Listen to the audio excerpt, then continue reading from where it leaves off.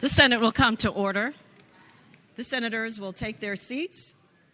Those persons not entitled to the privileges of the floor will retire to the gallery.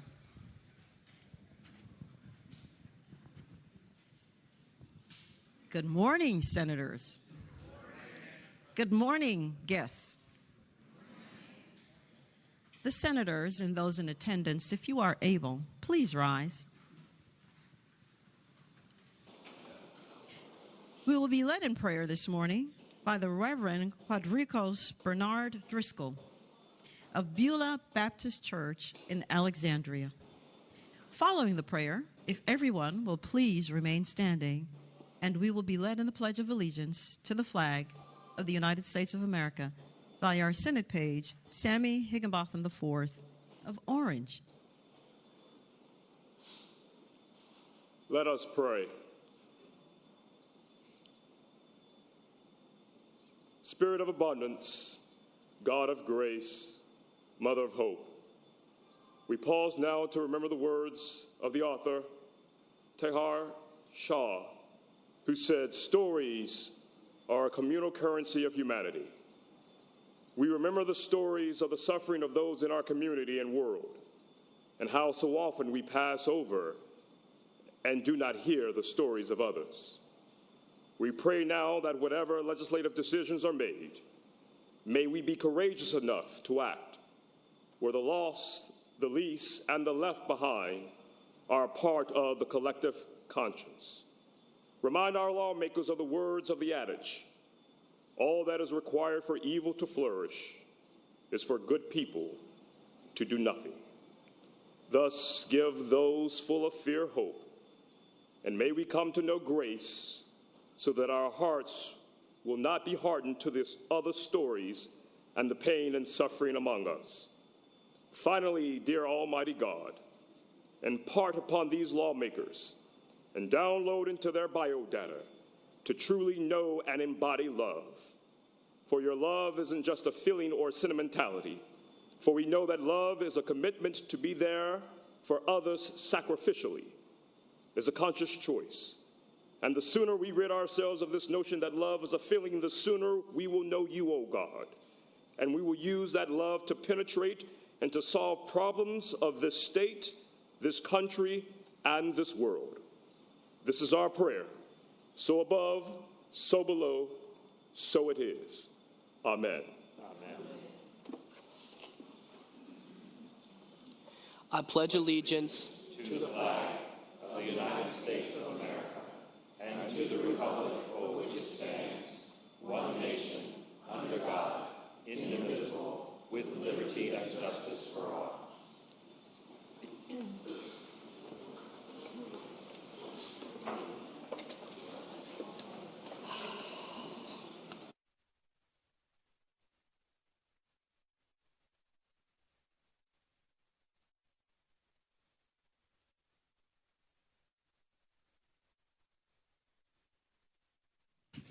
The clerk will call the roll. All those present, please vote aye.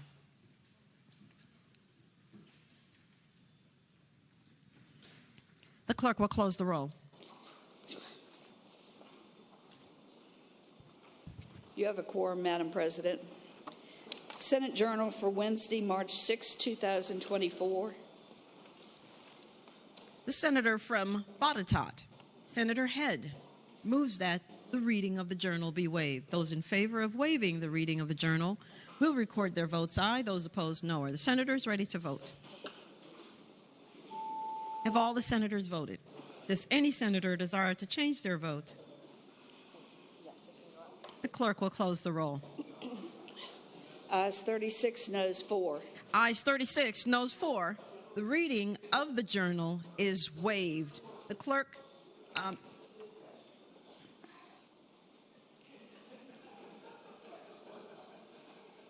The clerk will report any communications from the House of Delegates.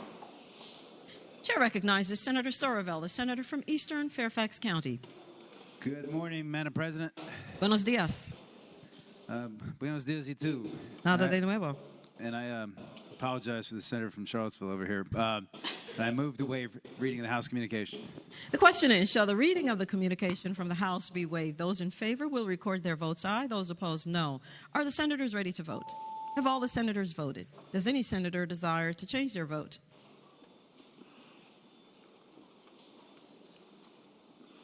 The clerk will close the roll. Ayes 38, noes 2. Ayes 38, noes 2. The reading of the journal is waived. The clerk will report any communications from the governor. We do not have any, Madam President. We have arrived at the time we call our morning hour, and the normal procedure is that your senator will rise and tell us all about you. And if you'll rise at that time when you hear your name or your organization, but hold your applause, because I will get to welcome you, and then we'll applaud you as you deserve. So, with that, I do now call on Senator Eben, the senator from Alexandria. Thank you, Madam President. I rise for an introduction. The senator has the floor. Our invocation this morning was given by the Reverend Quadricos Bernard Driscoll.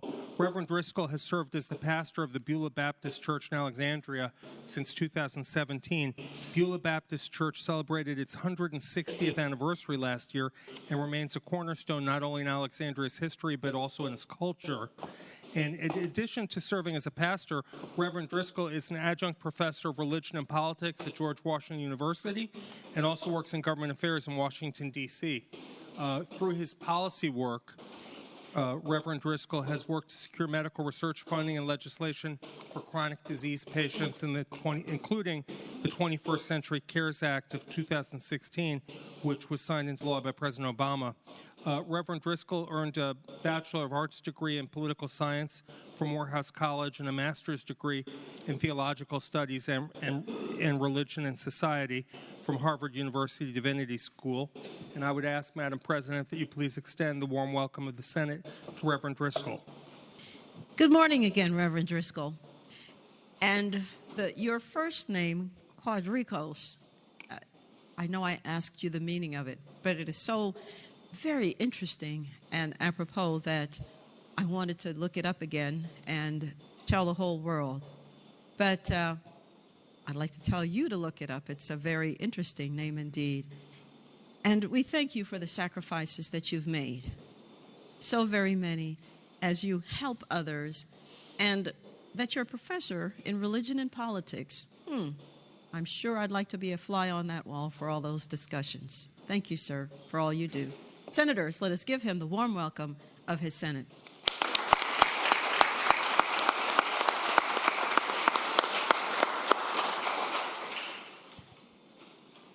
Senator Aird, the senator from Petersburg. Madam President, I rise for an introduction. The senator has the floor. Thank you, Madam President. Today in the gallery, we have students from Howard University, and I would ask that they please stand. These Howard University students are joining advocates from Rise for Youth. Rise is a youth nonpartisan organization committed to ensuring every space that impacts a young person's life encourages growth and success. Rise promotes the creation of healthy communities and community-based alternatives to youth incarceration. Rise for Youth is pleased today to host Howard University students during their alternative spring break for a day of advocacy at the Virginia General Assembly. These Howard students are committed to youth empowerment and restorative justice. They have spent this week serving middle school and high school students by mentoring and inspiring them, helping local church programs, and serving community organizations, even visiting the Richmond Police Department. These impact that these amazing students and change makers are having will positively affect our Virginia communities. And so I would ask that you join me in giving a warm Senate welcome to these amazing Howard University students. Well, good morning, students. We're so glad that you're here. So good to see all of you. You know, the senator said that you're here for a day of advocacy, but I hope that you are advocating, of course, not just one day, and I know that you're not, but continue to do your advocacy work. And also, this last thing, you are members of an esteemed university. You have a charge to keep. You must keep the name of Howard going, and you do so by all your good work and your integrity. Thank you so very much for being a part of that university. Senators, let us give them the warm welcome of their Senate.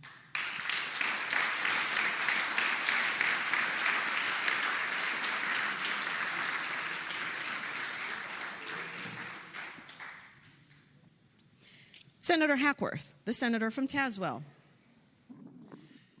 Thank you, Madam President. I rise for the purpose of introduction. The senator may continue.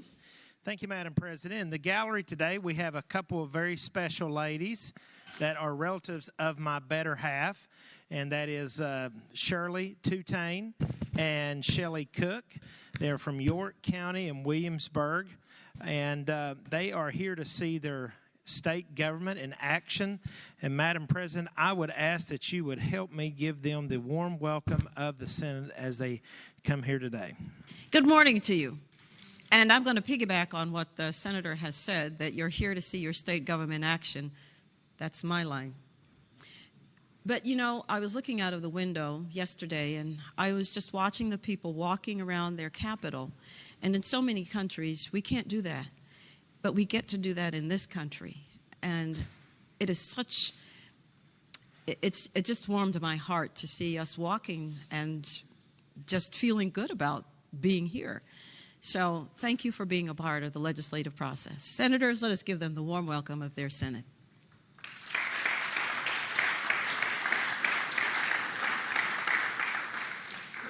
Senator Hashmi, the senator from Chesterfield.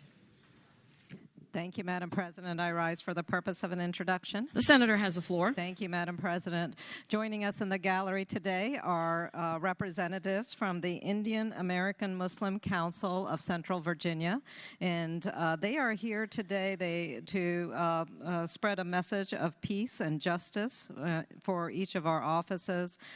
Some of you may have stopped by with for the breakfast that was hosted by the organization this morning, and they have been visiting each of our legislative offices, sharing that message and leaving some treats as well for each of us. The IAMC is here today to remind us that peace and justice are causes for which we all must be continuously fighting. And they are also here to spread the message of Ramadan. The month of fasting for Muslims begins on the evening of Sunday. It will be 30 days of fasting for the entire month. And a reminder that in each of your districts, there will probably be wonderful iftars hosted in the evening for the breaking of the fast. Please make sure to join an iftar if you are able to. And then at the end of the month of fasting, the big celebration of Eid al-Fitr will occur probably around April 9th or April 10th. And again, certainly hope that you will join your congregations in each of your districts. Again, the message is for peace today, a reminder that Ramadan is a time of reflection, of doing good, making sacrifices, and ensuring that we are all working for our shared humanity. Madam President, I ask that you give them the warm welcome of the Senate. Thank you so very much for also coming and being a part of the legislative process and letting us know your views on issues. And I heard you brought treats. That's always helpful. A spoonful of sugar helps the medicine go down, as the song says. And so we're glad you're here, and we thank you for all your contributions to our great fabric of America. Senators, let us give them the warm welcome of their Senate.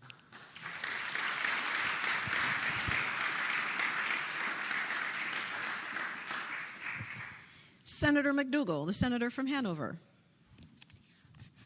Thank you, Madam President. Rise for the purposes of an introduction. The senator has the floor. Madam President, in the gallery, we have a group that we've seen here before, but they're important to so many people. It's from VCU, the Dogs on Call. Madam President, these dogs and their handlers spend a tremendous amount of time helping people who are in struggling situations to just feel a little bit better about their day. In the gallery joining us today are Dr. Nancy G., the director. We have Eliza with Luna, who's a golden mix. We have Susie with Homer, who is a golden. We have Mike with Keegan, an Irish setter. And we have Margaret with Elsa, a golden mix.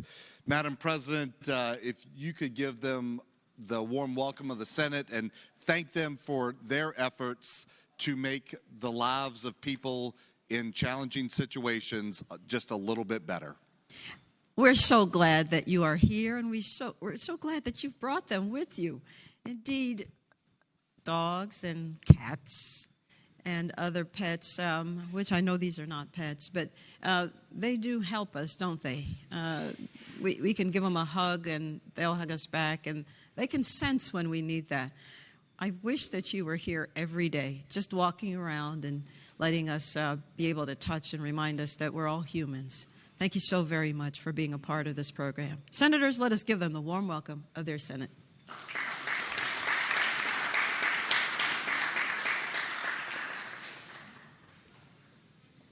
Maybe leave one with us. Senator Locke, the senator from Hampton. Thank you, Madam President. I rise for several introductions. The senator has the floor. Thank you, Madam President. In the gallery today, we're joined by my legislative interns for the session. And I would ask that they stand as I make the introduction. Bridget Milaki is in her final semester at VCU, where she's majoring in international studies with minors in political science and French. Although originally from Midlothian, Bridget has studied abroad in France twice at the University of Strasbourg at Lycée Notre Dame Saint Victor, and is an alumni of the Center for European Policy Analysis. Bridget has special interest in European politics and government and hopes to pursue a career abroad after graduation, the first step of which being an English teaching assistant in France in the fall. Catherine Allwater is a senior at Virginia Commonwealth University, majoring in political science and minoring in gender, sexuality, and women's studies. Until coming to VCU in 2022, transferring from Blue Ridge Community College, she's lived her whole life in Verona, Virginia, in Augusta County. She developed her appreciation for inclusion from her mother, Lisa Allwater, who is an orientation and mobility instructor at the Virginia School for the Deaf and Blind, and has been a teacher of the blind and visually impaired for the past 40 years. Catherine has worked for the past year and a half at the Research Institute for Social Equity at VCU as a research and office assistant, where she has formed a love for policy research. After graduating VCU in May, Catherine wishes to pursue a career in research and advocacy for the human rights of all marginalized people through encouraging change in legislation and policy. Next is Carlos Juarez Flores, is a junior at Virginia Commonwealth University, where he is majoring in political science and sociology. Carlos was born in Prince William County and raised in a Hispanic immigrant household by his single mother and 3 siblings. Seeing the struggles his mother went through to raise her children, Carlos has made it his mission to help those who find themselves with similar struggles as his mother. He took his first steps toward this goal by working alongside Outreach Director Marion Campbell at Congresswoman McClellan's district office and helping those in need in Virginia's 4th District. After graduation, Carlos plans to attend law school and start practicing family law to help advocate for single immigrant parents and their children in a system where they find themselves at a disadvantage. Next is Han Vu, who is a senior at VCU. She is dedicated to shaping the urban landscapes through her studies in urban and regional planning and a minor in homeland security and emergency preparedness. Han was raised in Newport News, where she graduated from Warwick High School before embarking on her academic journey at VCU. During her time at VCU, Han worked as an office assistant at the VCU College of Engineering and gained valuable experience interning with the City of Newport News Development Department.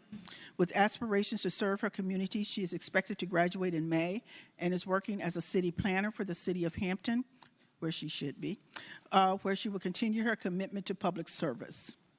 Evan White As a sophomore at Old Dominion University studying political science, Evan was raised in Northern Virginia. We can't fault him for that. And is an Eagle Scout.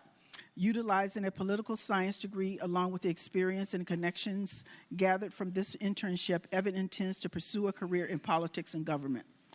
Tyler Bush is a junior at Virginia Commonwealth University majoring in urban and regional studies and planning with a minor in political science. Tyler was raised in King George County, where he graduated from King George High School before going off to college, first to Virginia Tech, then transferring to VCU. During his time at VCU, Tyler has gotten involved with local advocacy groups such as RVA YIMBY and VCU's chapter of the Urban Studies Student Association, fighting for positive change right here in Richmond to make the city a safer built environment for everyone. In the future, Tyler wants to dedicate his life to public service by pursuing a career in urban planning with a focus in housing reform and transportation planning in order to make Virginia a better place to live, work, and play for everyone. Abigail Lumpte is a senior political science major and marketing minor. She's from Alexandria, Virginia, by way of Ghana, West Africa, attending Virginia State University. She's the daughter of a single immigrant father, Reverend Emmanuel Lumpte, and she is a sister of 4 brothers. Abigail's career interests in immigration and intellectual property law stem from witnessing her father's hardships as a single parent and business owner. The effect of COVID-19 on her father's business sparked her additional interest in technology law. It is her mission to help others in the same position. Abigail will graduate from Virginia State in May and pursue a master's in technology management at Columbia University. Upon receiving her master's, she plans to attend law school to work further towards protecting a company's innovations, data, and any IP-related ownership issues and disrupting racial disparities in the immigration and criminal legal systems. Finally, I don't know if Renee Bingham. Renee Bingham is a junior attending Randolph College, formerly Randolph-Macon Woman College, with a major in comparative philosophy and a minor in African American Africana Studies. Although she was born and raised in Hampton, that didn't stop her from traveling across the globe to fulfill what she feels is her life's duty of helping others. At 13, she traveled to Uganda, Africa, to provide clothing for children there. Later in life, while attending Kekatane High School, she was a youth ambassador for Hampton at the National Community Anti-Drug Coalitions of America Conference, where she first began advocating for youth drug prevention.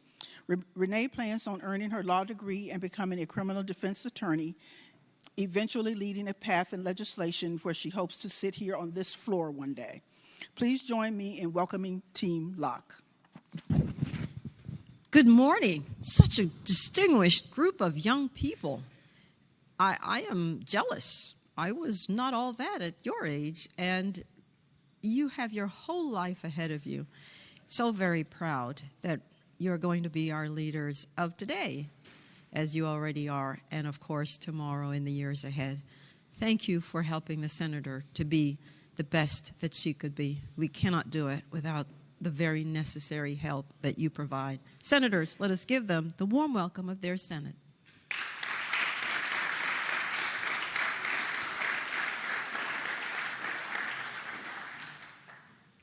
Senator Obenshain, the senator from Rockingham. Madam President, I rise for an introduction. The senator has the floor. Possibly 2. In the gallery today, we are joined by 1, maybe 2 friends of mine who've been advocating for fentanyl awareness. Carlene Wolanin, who may be here, but I know that Faith Silvera is here. And Faith pointed out to me that this growing challenge facing our young people in Virginia is killing approximately 5 young people every single day. And if statistics have held during the course of this session, we have had 280 young people in Virginia who have died as a consequence of fentanyl overdoses. This is an enormous tragedy, a tragedy of enormous proportions. I am grateful for Faith and Carlene's advocacy and their efforts to draw aware and increase public awareness of the scope, as to the scope and magnitude of this growing crisis. Madam President, I would be grateful if you would extend the warm welcome of the Senate to Faith and in spirit to Carlene, who I think will be here momentarily. Yes, good morning to you. And the senator has indeed said that fentanyl is killing our young people. It has become a scourge upon our nation, indeed. I believe it was Jelly Roll, if I'm not mistaken, who said that there is about a 737 size plane of not just Virginians, but of the nation killed every day because of this. And if a plane of that size was downed every day, it would get our attention. And so we must ensure that we rid ourselves of this drug. It is taking our future, our children. We're so glad for your fight. Thank you. Senators, let us give her the warm welcome of her Senate.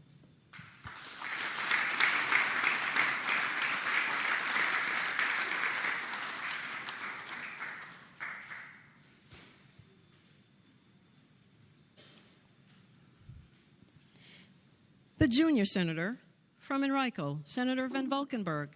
Thank you, Madam President. Madam President, I rise for an introduction. The senator has the floor. Thank you, Madam President. Madam President, members of the body, today in the gallery we have Becky Taylor, David and Wendy Ames, and Locke Taylor, if they could stand. And yesterday we passed a memorial resolution in the honor of Dr. Locke Taylor, who was a beloved husband, father, grandfather, and a veterinarian in Henrico County. And, you know, Dr. Taylor wasn't a veterinarian in Western Henrico. He was the veterinarian in Western Henrico. He spent 54 years providing world-class services to our animals and families and being the go-to for other veterinarians in the area.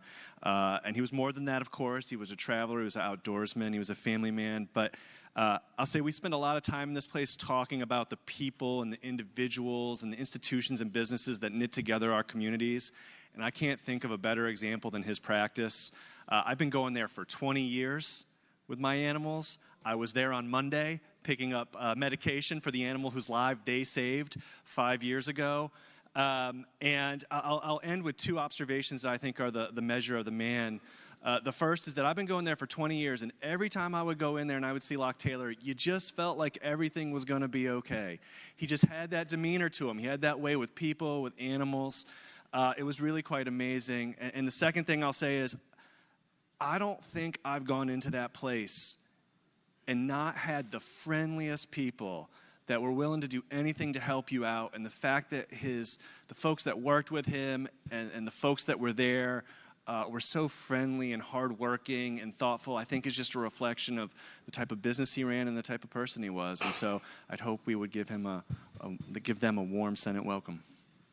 Indeed, it sounds like he was able to talk to the animals. To have been in that line of work as a veterinarian for that long, and as we understood, he was the veterinarian, means that he did such a wonderful job, because our pets, as you know, become part of our families, and when they hurt, we hurt. And you don't realize just how much the love that these animals give us sometimes until they really begin to hurt. And so we're glad that he was there to take care of them, and we were honored to have a memorial for him, commending memorial. Thank you very much for giving him to the community. Senators, let us give them the warm welcome of their Senate.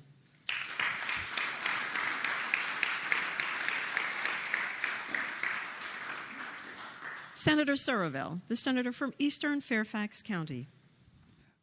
Madam President, I rise for announcement. The senator has the floor. Thank you, Madam President. Ladies and gentlemen, I just want to talk really quickly about some procedural issues for today. Number one, obviously, we're going to have a little bit of starting and stopping as we try to get everything into conference. We'll probably have a few recesses throughout the day.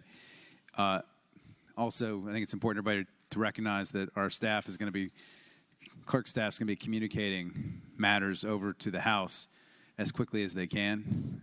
2 reasons that's important. Number one, be nice.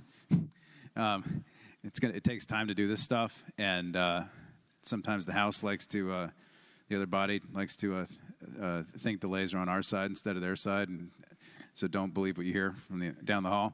Secondly, once the matter is communicated, it cannot be reconsidered. So everybody needs to understand, if you're going to want to reconsider something, you're going to have to do it quick. You can't wait till like the end of the day today, because it's probably going to be down the hall within a few hours when we vote it. So just keep that in mind. And then the last thing I just want to note is that when we do judges here in a few minutes, for those of you who are new here, typically if you disagree with a judge, we typically do not put up a red light. That's the tradition in the body is typically not to put up a red light. It's not to vote if you disagree with a judge. And one other footnote to that is that we typically allow people not to vote from their chair on that vote. So you don't have to leave the room not to vote. So I want to make sure everybody also just was aware of all that to avoid any possible arguments or disagreements as we move through the day today. And otherwise, I hope we're out of here at a reasonable hour.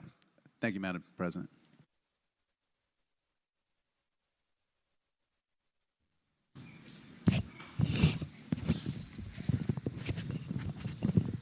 Is there any other business for the morning hour?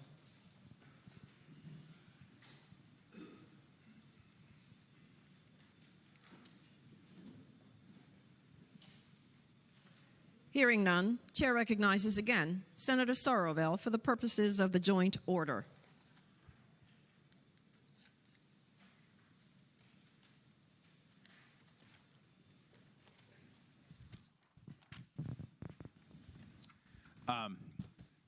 Parliamentary inquiry, Madam President. Have we received the House Joint Resolution? Yes, sir. The delegate from Prince William, Delegate Maldonado, delivered it while we were in our morning hour. Got it. Okay, and great. It's the green sheet. Got it. All right, Madam President, I move that the rules be suspended and House Joint Resolution 427 be taken up for immediate consideration. The question is, shall the rules be suspended and House Joint Resolution number 427 be taken up for immediate consideration? All in favor of the motion will record their votes aye. Those opposed, no. Are the senators ready to vote? Have all the senators voted? Does any senator desire to change their vote? The clerk will close the roll. Ayes 40, no 0. Ayes 40, no 0. The rules are suspended to take up the resolution for immediate consideration. Again, Chair recognizes Senator Sorovell, the senator from Eastern Fairfax County. Madam President, I move the resolution be agreed to, and speaking to that motion. The senator has the floor. Thank you, Madam President. Ladies and gentlemen, this is the resolution that sets the judicial election we're about to have, and I just wanted to say two things about it. Number one, yesterday I said something about the list for today being a smaller list. That I didn't say that because there's fewer judgeships on here than we've talked about. My point was that it's typically a smaller set of judges than we do in the judicial re-election at the beginning of the session. Second thing, Madam President, is if you look at the end, there's a resolve clause at the very end of the resolution that we added for the new judgeships that are being created by, I forget the bill, but it's Senator Deeds and I think Delegate Hope. Oh, there, it's on there. Yeah, okay. House Bill 710 or Senate Bill 710, and that language is in there as a contingency in the event of the possibility that the governor does something with the budget. So it's clear what the effect of that is on these judicial elections, so we don't have judges elected to seats that don't exist. So that's a little bit different than what we normally see. And in light of that, I would ask that we adopt the resolution. The question is, shall the resolution be agreed to? All in favor of agreeing to the resolution will record their votes aye. Those opposed, no. Are the senators ready to vote? Have all the senators voted? Does any senator desire to change their vote? The clerk will close the roll. Ayes 40, no 0. Ayes 40, no 0. The resolution is agreed to. Chair directs the senator from Eastern Fairfax County, Senator Sorovell, to inform the House of Delegates of the action of the Senate. Accordingly, the Senate will be at ease until the return of the senator from Eastern Fairfax County.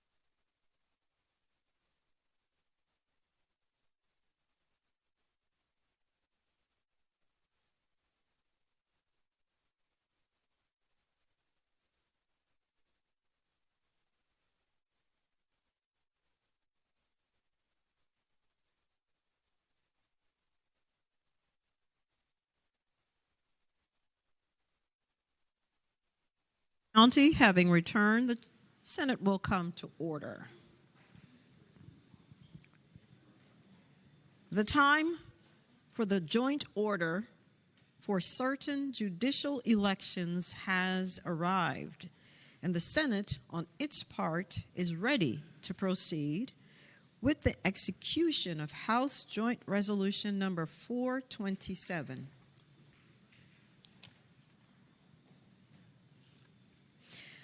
Nominations are now in order for judges of the Court of Appeals of Virginia. Chair recognizes Senator Surreville, the senator from Eastern Fairfax County. Madam President, I move that the rules be suspended, the Committee on Courts of Justice be discharged, and further consideration of the resolution, the reading of the title be waived, and Senate Resolution number 134 be taken up for immediate consideration. The question is, shall the rules be suspended, the Committee for Courts of Justice be discharged from further consideration of the resolution, the readings of the title be waived, and Senate Resolution number 134 be taken up for immediate consideration? All in favor of that motion will record their votes aye. Those opposed, no. Are the senators ready to vote? Have all the senators voted? Does any senator desire to change their vote? The clerk will close the roll. Ayes 40, no 0. Ayes 40, no 0. The rules are suspended to take up the resolution for immediate consideration.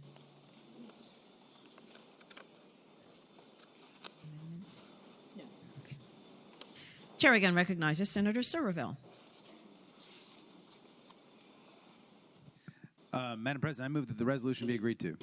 The question is, shall the resolution be agreed to? All in favor of that motion will say aye. Those opposed, no. The ayes have it. The resolution is agreed to.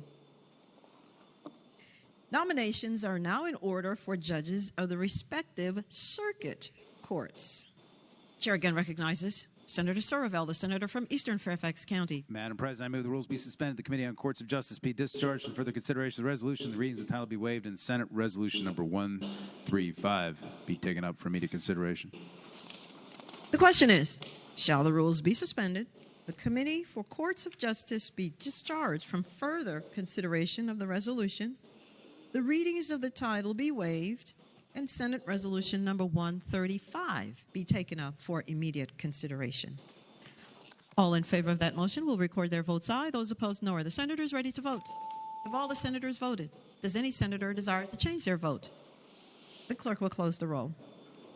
Ayes 40, no 0. Ayes 40, no 0. The rules are suspended to take up the resolution for immediate consideration. Senator Surreville. Madam President, I move the resolution be agreed to. The question is, shall the resolution be agreed to? Those in favor will say aye. Aye. Those opposed, no. The resolution is agreed to.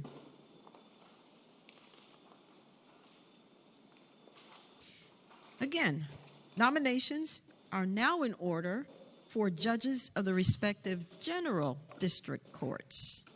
Chair again recognizes Senator Surreville, the senator from Eastern Fairfax County. Madam President, I move the rules be suspended, the Committee of Courts of Justice be discharged, and further consideration of the resolution, the reading and title be waived, and Senate Resolution number 136 be taken up for immediate consideration. The question is, shall the rules be suspended, the Committee for Courts of Justice be discharged from further consideration of the resolution, the readings of the title be waived, and Senate Resolution number 136 be taken up for immediate consideration? All in favor of that motion will record their votes aye. Those opposed, no. Are the senators ready to vote? Have all the senators voted? Does any senator desire to change their vote? The clerk will close the roll. Ayes 40, no 0. Ayes 40, no 0. The rules are suspended to take up the resolution for immediate consideration.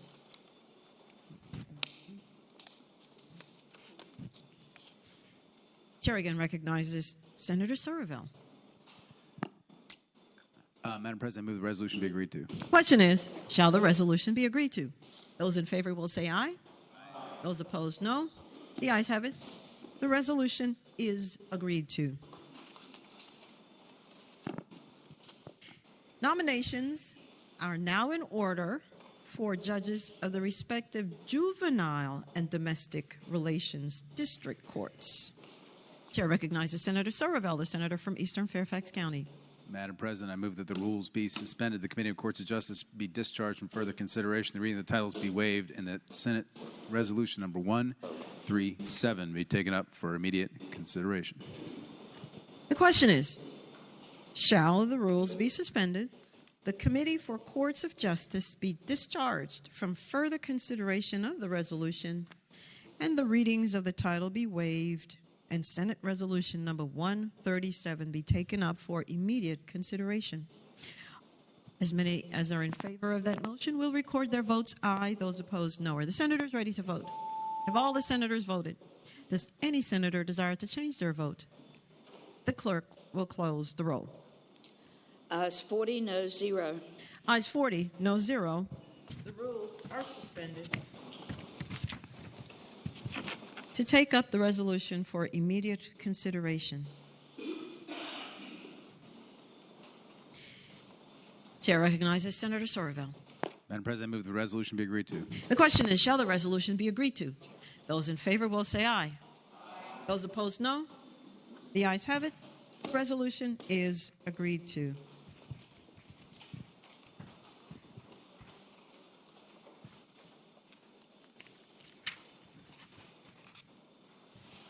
Nominations are now in order for a member of the Judicial Inquiry and Review Commission. Again, Chair recognizes Senator Somerville, the senator from Eastern Fairfax County.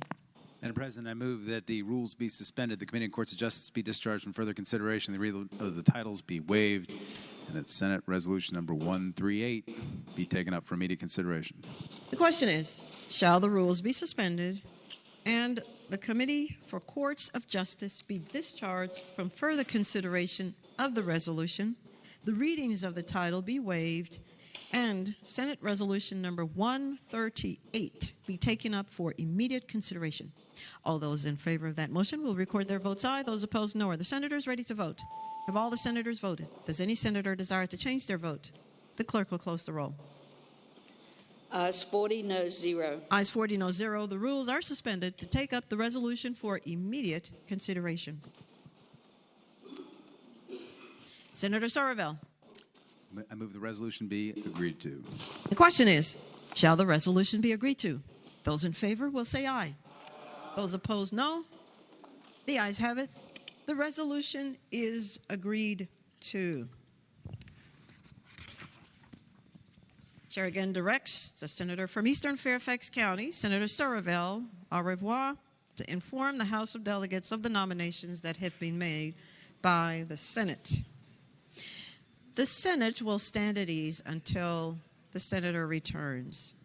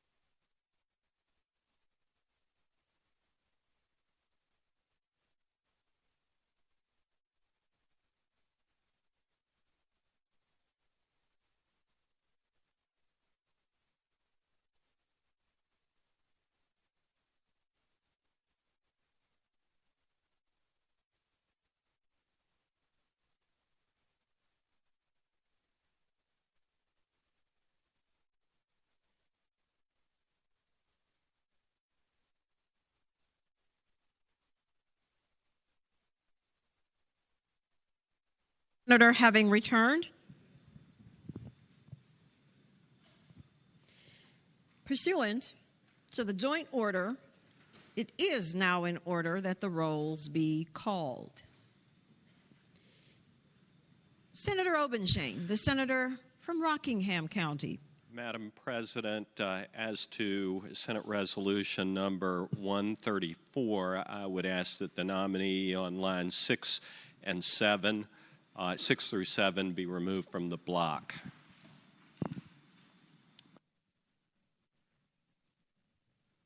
Without objection, the nominee on lines 6 and 7, the nominee is out of the block.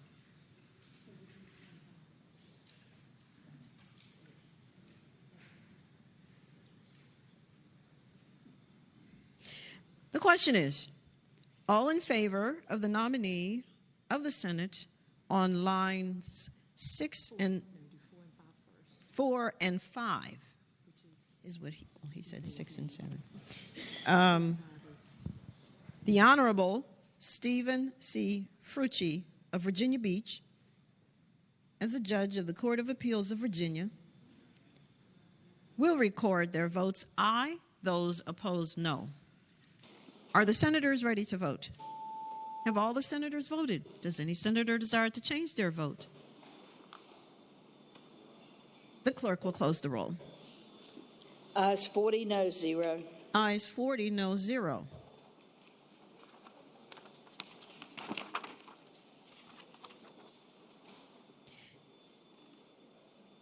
The question is, all in favor of the nominee of the Senate on lines 6 and 7, the Honorable David Bernard of Fairfax, as a judge of the Court of Appeals of Virginia,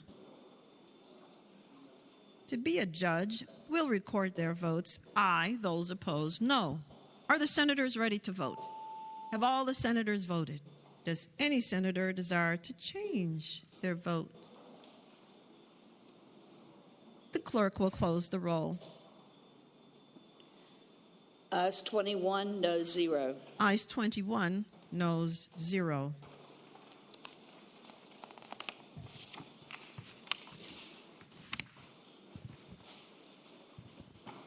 Now then, all in favor of the nominees of the Senate as named by Senate Resolution number 135 to be judges of the respective circuit courts will record their votes aye, those opposed no. Are the senators ready to vote? Have all the senators voted? Does any senator desire to change their vote?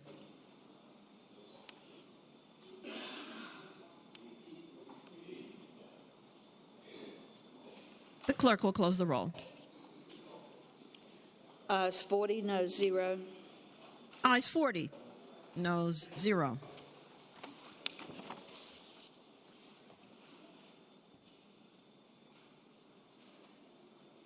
All in favor of the nominees of the Senate as named by Senate Resolution number 136 to be judges of the respective general district courts will record their votes aye. Those opposed no. Are the senators ready to vote? Have all the senators voted? Does any senator desire to change their vote? The clerk will close the roll. Ayes 40, noes 1, noes 0. Ayes 40, noes 0.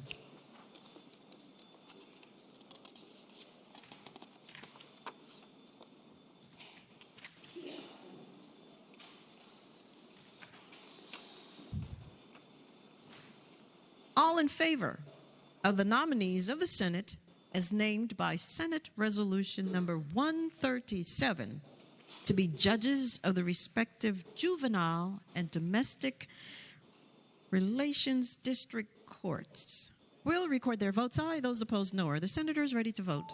Have all the senators voted? Does any senator desire to change their vote? The clerk will close the roll. Ayes 40, noes 0. Ayes 40, noes 0.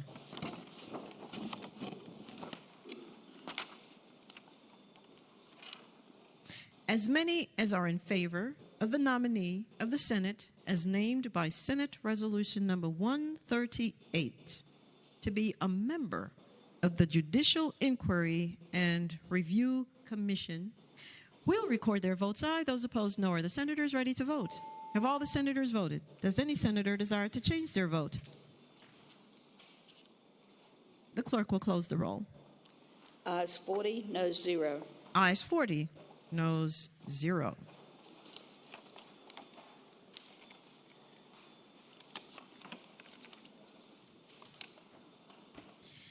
The chair appoints Senators Perry, Salim, and Jordan.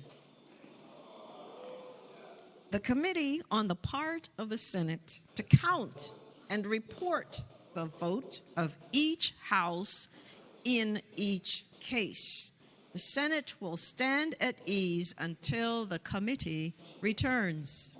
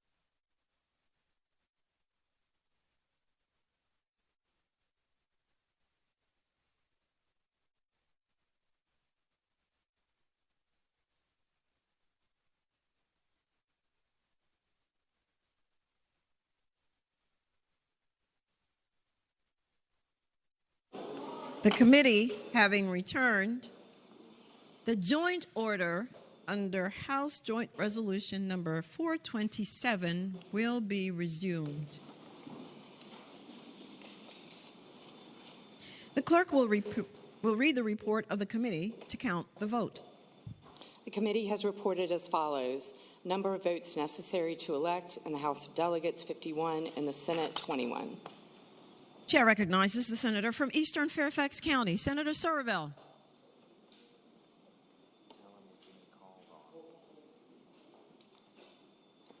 No, he's outside. You want to waive the brief? No, I'd rather.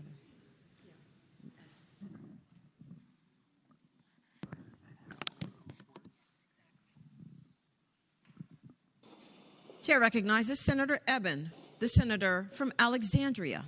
Thank you, Madam President. I move that we waive the reading of the report. The question is, shall the reading of the report be waived? All in favor of that motion will record their votes aye. Those opposed, no. Are the senators ready to vote? Have all the senators voted? Does any senator desire to change their vote?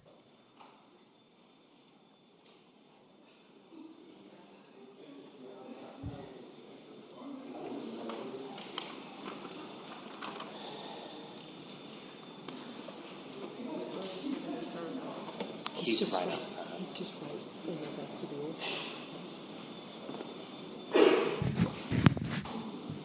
Close.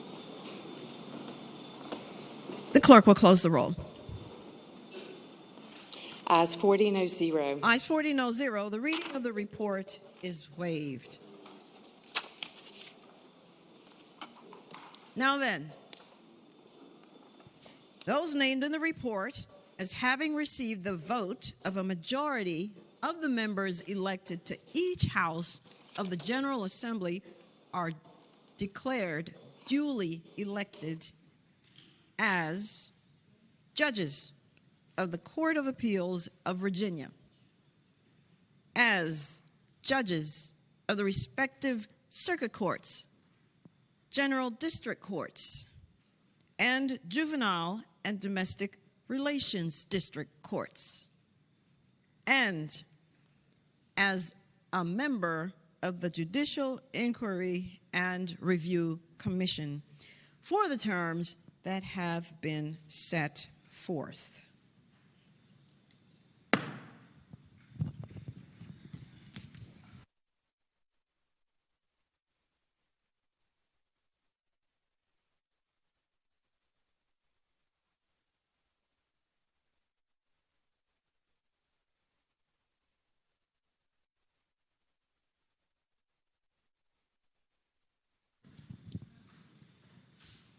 The clerk will now call the calendar. Senate calendar for Thursday, March 7th, 2024. On page 5, House Bill 935, Conference Committee report.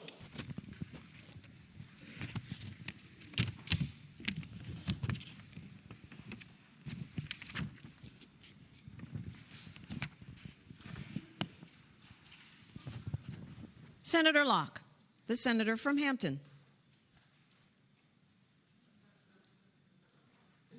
I move to adopt the Conference Committee report on House Bill 935 and speaking to that. The senator may continue. The only change in this particular bill was a date. It moves from 2026 to 2025. And I move that we adopt the report. The question is, shall the Conference Committee report on House Bill 935 be adopted?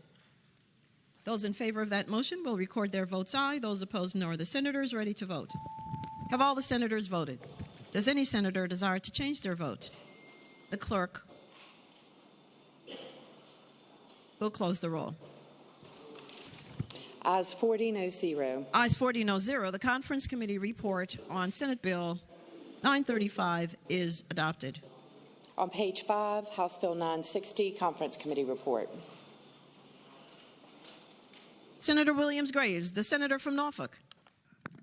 Thank you, Madam President. I move that the Conference Committee report be accepted and speaking to that motion. The senator has the floor. Thank you, Madam President.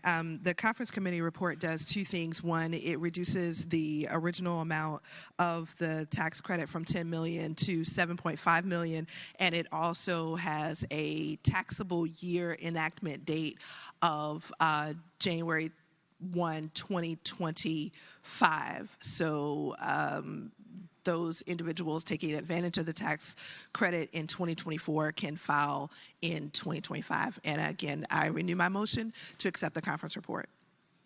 The question is, shall the conference committee report be adopted? Those in favor will record their votes aye. Those opposed, no. Are the senators ready to vote? All the senators voted. Does any senator desire to change their vote? The clerk will close the roll. Ayes 38, noes 2. Ayes 38, noes 2. The committee report is adopted. On page 6, House Bill 1261, Conference Committee report. Senator Bagby, the senior senator from Enrico. Thank you, Madam President. Madam President, I move that we accept the Conference Committee report. And speaking to that motion. The senator has the floor. Thank you, Madam President. Madam President, we reverted back to the Senate version in which we had from the Finance Committee a sunset clause for 2028. And so I will renew my motion to agree to the conference report. The question is, shall the conference committee report be adopted? Those in favor will record their votes aye. Those opposed, no. Are the senators ready to vote? Have all the senators voted? Does any senator desire to change their vote? The clerk will close the roll. Ayes 27, noes 12. Ayes 27, noes 12. The report is adopted. On page 6, House Bill 1502, Conference Committee report.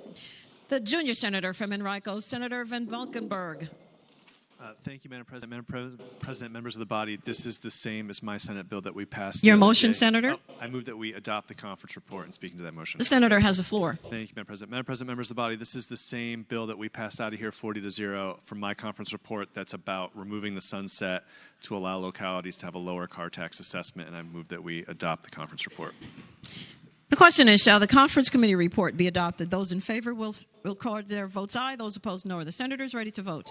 Have all the senators voted? Does any senator desire to change their vote? The clerk will close the roll. Ayes 40, noes 0. Ayes 40, no 0. The report is adopted. On page 7, Senate Bill 21, Conference Committee report. Senator Salim, the senator from Central Fairfax County. Thank you, Madam President. Madam President, I move that the Senate agree to the conference report, and speaking to that motion. The senator may say on. Thank you, Madam President. Senate Bill 21 directs SHEV to study the process which public education of higher education determines eligibility for accommodation for students with disability. And on this one, we agreed that we would have the student disability group as part of that study. So I hope that we adopt the motion or amendment. The question is, shall the conference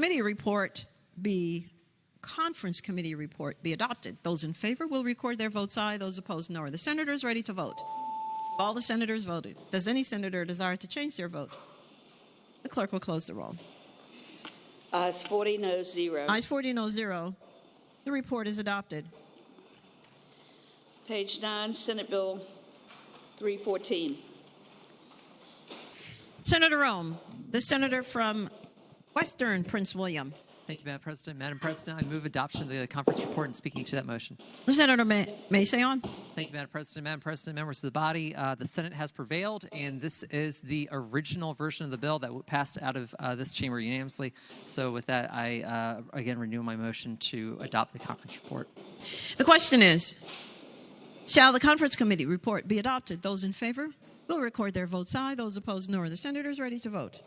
Have all the senators voted? Does any senator desire to change their vote? The clerk will close the roll. Ayes 39, noes 1. Ayes 39, noes 1. The report is adopted. Page 11, Senate Bill 441. Senator Durant, the senator from Stafford. Madam President, my apologies. Take this bite just temporarily. Without objection, Senate Bill 441 goes by temporarily.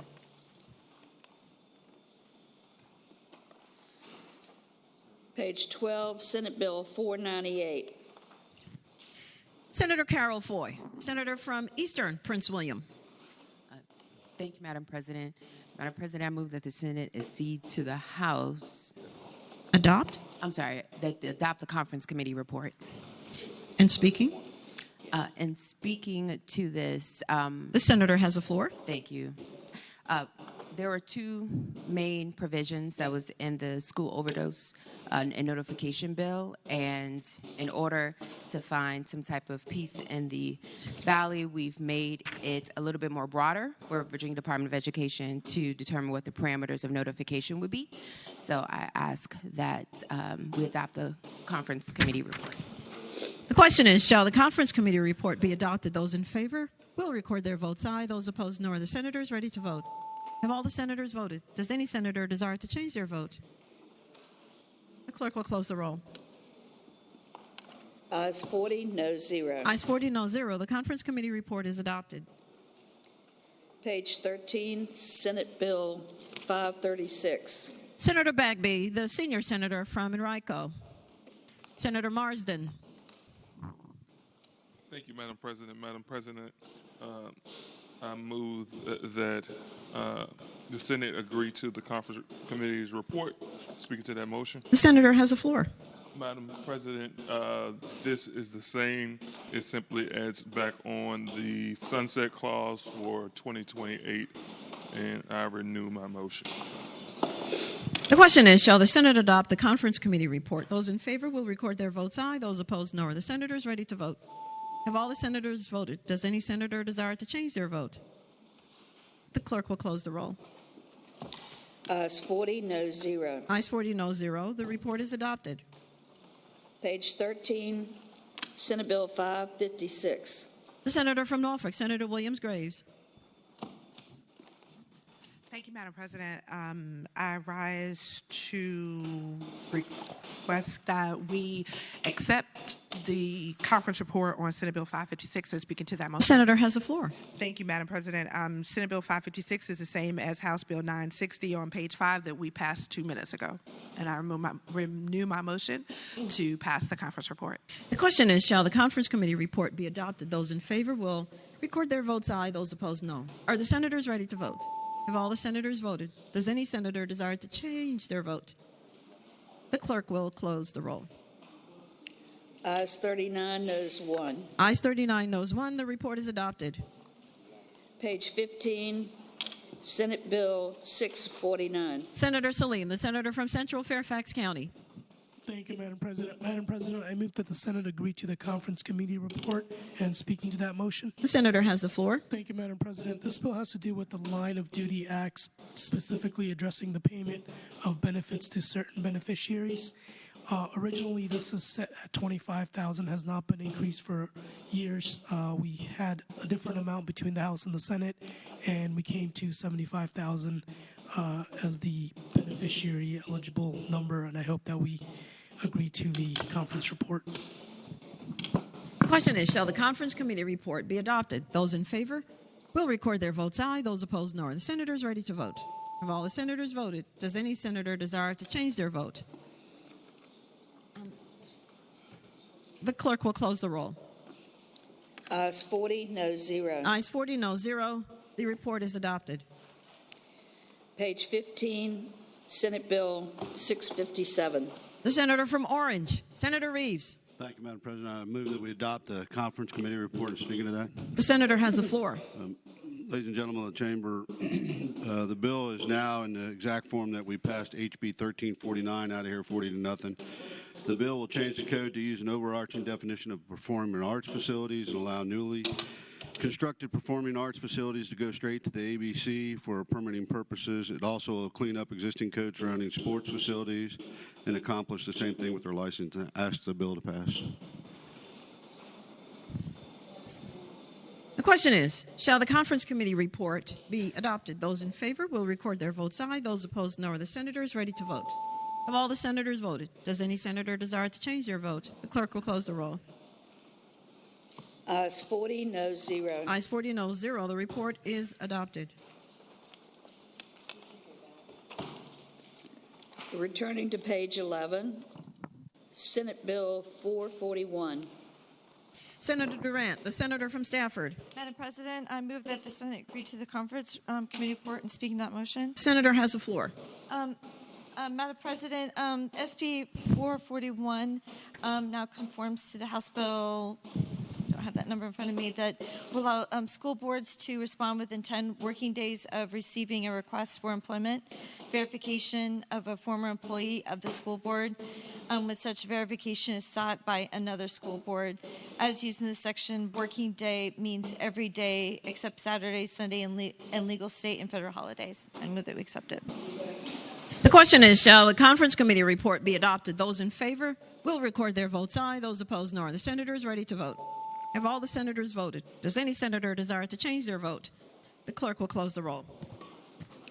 Ayes 40, no 0.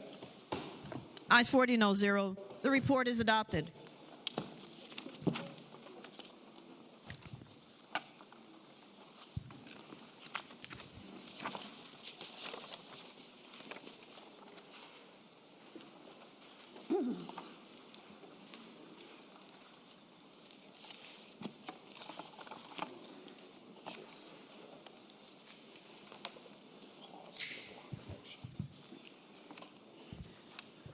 Returning to your regular calendar, page 16, unfinished business, House. Senator Surreville, senator from Eastern Fairfax County. Madam President, I move that all the House bills on the unfinished business on pages 16 through 20 be placed into a block to insist and request a committee of conference. Any senator desiring to remove bill from the block, please do so after the clerk has read the number of the bill. The question is, shall the House bills on unfinished business on pages 16 through 20 be placed in the block to insist and request a committee of conference with the understanding that any senator desiring a bill to be removed from the block will do so after the clerk has read the number of the bill? All those in favor of that motion will say aye. Those opposed, no. The ayes have it. The motion is agreed to. The bills are before us in the block. The clerk will now read the number of the bills. House Bill 107, House Bill 139, House Bill 212, House Bill 252, House Bill 309, House Bill 316, House Bill 321, House Bill 700, House Bill 806. Madam President. The senator from Arlington, Senator Favola. Thank you, Madam President. I ask that House Bill 806 come out of the block. Without objection, House Bill 806 is out of the block.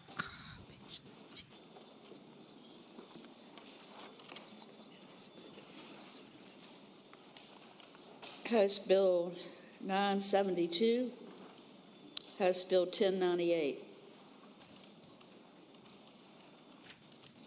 The question is, shall the Senate insist and respectfully request committees of conference on the House bills in the block?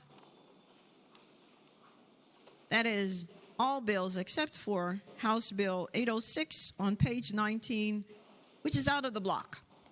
All in favor of that motion will record their votes aye. Those opposed, no. Are the senators ready to vote? Have all the senators voted? Does any senator desire to change their vote? The clerk will close the roll. Ayes 40, no 0. Ayes 40, no 0. The Senate has acceded to the request for the committees of conference. Return to page 19, House Bill 806. Senator Hashmi. Senator Favola, the senator from Arlington. Thank you, Madam President. Madam President, I move that the Senate recede from the substitute that we placed on House Bill 806. And speaking to that motion. The senator may continue. Thank you, Madam President. 2 days ago, the Senate voted out a substitute with the House version, and the House version actually removes the delayed enactment and places the enactment July 1, 2024. That is the desired date by all of the stakeholders. If we recede from our substitute, we will not need to go to conference. The bills will be identical. help it is the wish of the body to recede from our substitute. The question is, shall the Senate recede from its substitute to House Bill 806? All those in favor of that motion will record their votes aye. Those opposed, no. Are the senators ready to vote? Have all the senators voted? Does any senator desire to change their vote? The clerk will close the roll. Ayes 40, no 0. Ayes 40, no 0. The Senate recedes from its substitute.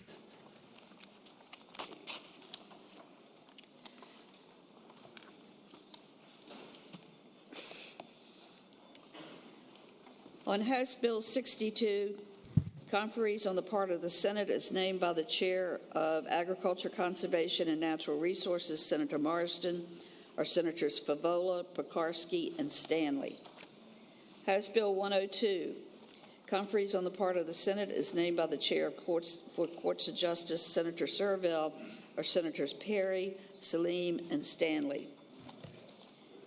House Bill 125, conferees on the part of the Senate is named by the Chair for Courts of Justice, Senator Servell, or Senators Carol Foy, Bagby, and Jordan.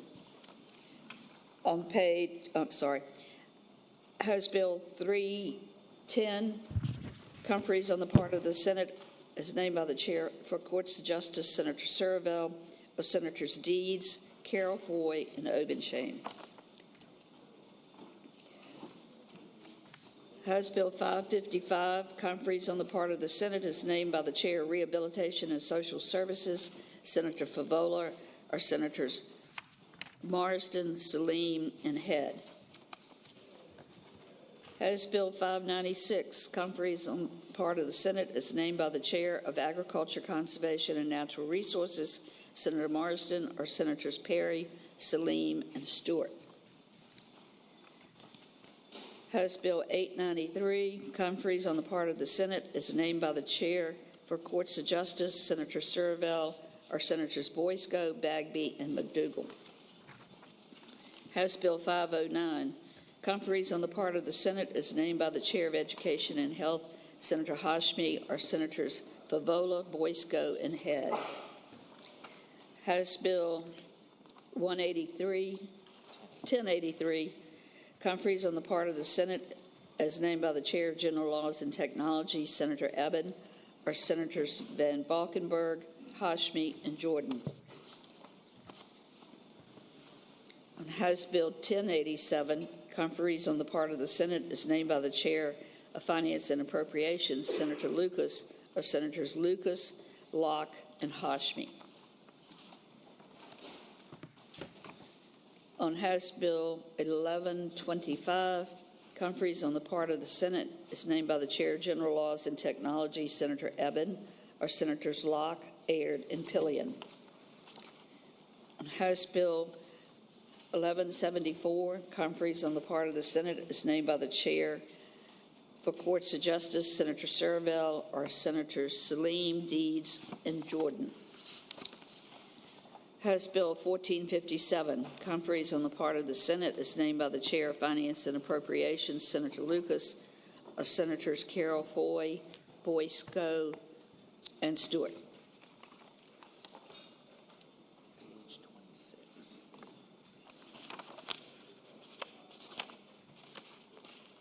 Turning to page 26.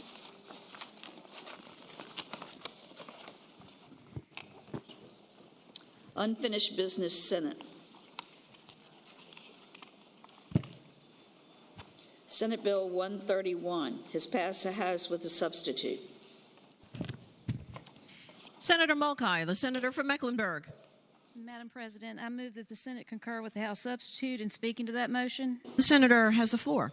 Madam President, this bill was the one that if someone backs out of a primary before it happens, just a few days before it happens, then you don't have to hold the primary, therefore saving your districts a lot of money. This substitute just removes the work group because the House does not like work groups. Thank you. The question is, shall the Senate concur with the House substitute? Those in favor of that motion will record their votes aye. Those opposed, no. Are the senators ready to vote? Have all the senators voted? Does any senator desire to change their vote? The clerk will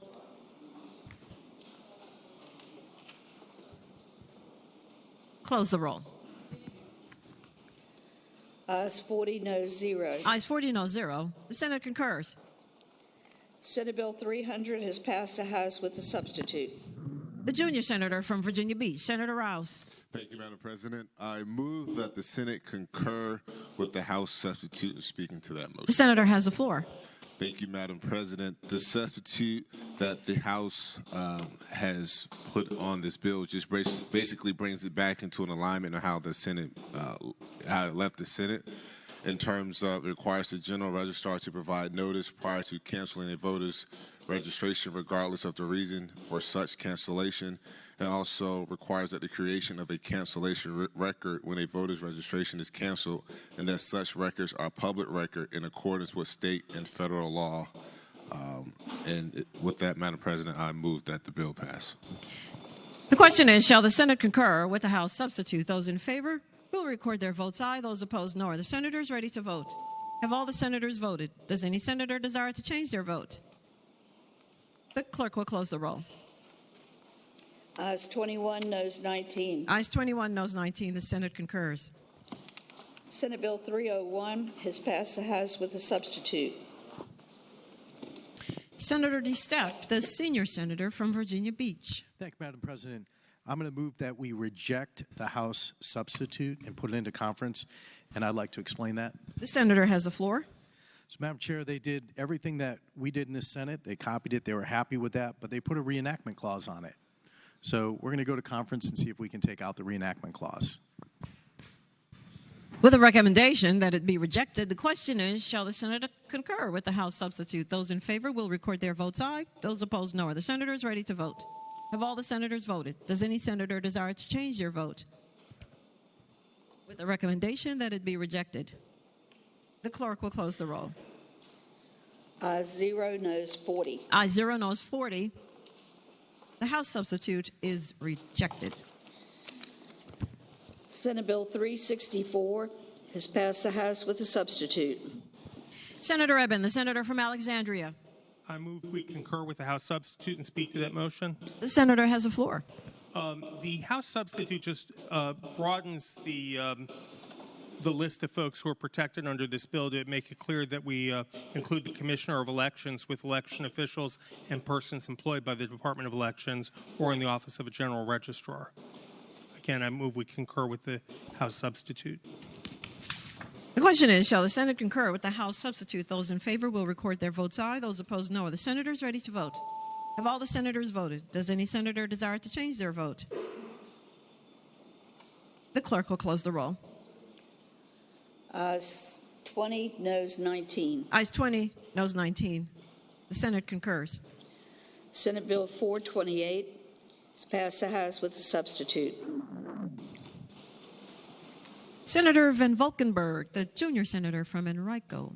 Thank you, Madam President. Madam President, I'm going to move that we concur with the House substitute in speaking to that motion. The senator may continue. Thank you, Madam President. Madam President, members of the body, this bill is the same bill that we passed out of here 21 to 19 with one sentence subtracted from it. That one sentence is the sentence that was the slight expansion for local governments for constitutional officers. And so what the bill is right now is essentially the cleanup work that the Department of Elections asked for to make sure that they were on stronger footing for the ranked choice voting elections that already happened. And so I would like us to concur with the House substitute. The question is, shall the Senate concur with the House substitute? Those in favor will record their votes aye. Those opposed, no. Are the senators ready to vote? Have all the senators voted? Does any senator desire to change their vote? The clerk will close the roll. Ayes 21, noes 19. Ayes 21, noes 19. The Senate concurs. Senate Bill 454 has passed the House with amendments. Senator Marsden, the senior senator from Fairfax County. Thank you, Madam President. I move that the Senate concur with the House substitute. And speaking to that motion. The senator has the floor. Thank you, Madam President. First off, I'd like to thank Delegate Munden King for her hard work on this substitute over in the House. This is the SMR bill. And at this point, the House amendments make clear in code and in direction to the SEC that the priority is protecting ratepayers. This is a stronger bill as a result of more guardrails and guarantees, and we have previously passed this policy in the Senate. The First Amendment makes the bill applicable only to Dominion Energy rather than both Dominion and APCO, because we have already passed an SMR bill that applies only to APCO. The Second Amendment is a technical and grammatical fix that becomes necessary upon amending the bill to refer to one utility rather than two. The Third Amendment makes explicit that the SEC can approve or deny any requested cost recovery under the bill, and that it can require the utility to make reasonable efforts to secure appropriate federal funding. It also reduces the length of the sunset from 10 years in the House O'Quinn SMR bill, which is Bill 1491, to 5 years, down from 10 years in that bill. It further provides for a cost cap of $1.75 per month for a typical residential customer. Again, this is a cap, meaning that the SEC can impose a lower threshold or decide against moving forward at all. And with the threshold, with the sunset being reduced from 10 years down to 5, that also favors ratepayer exposure. With that explanation, I hope it will be the will of the body to accept the House amendments. The senator from Charlottesville, Senator Deeds.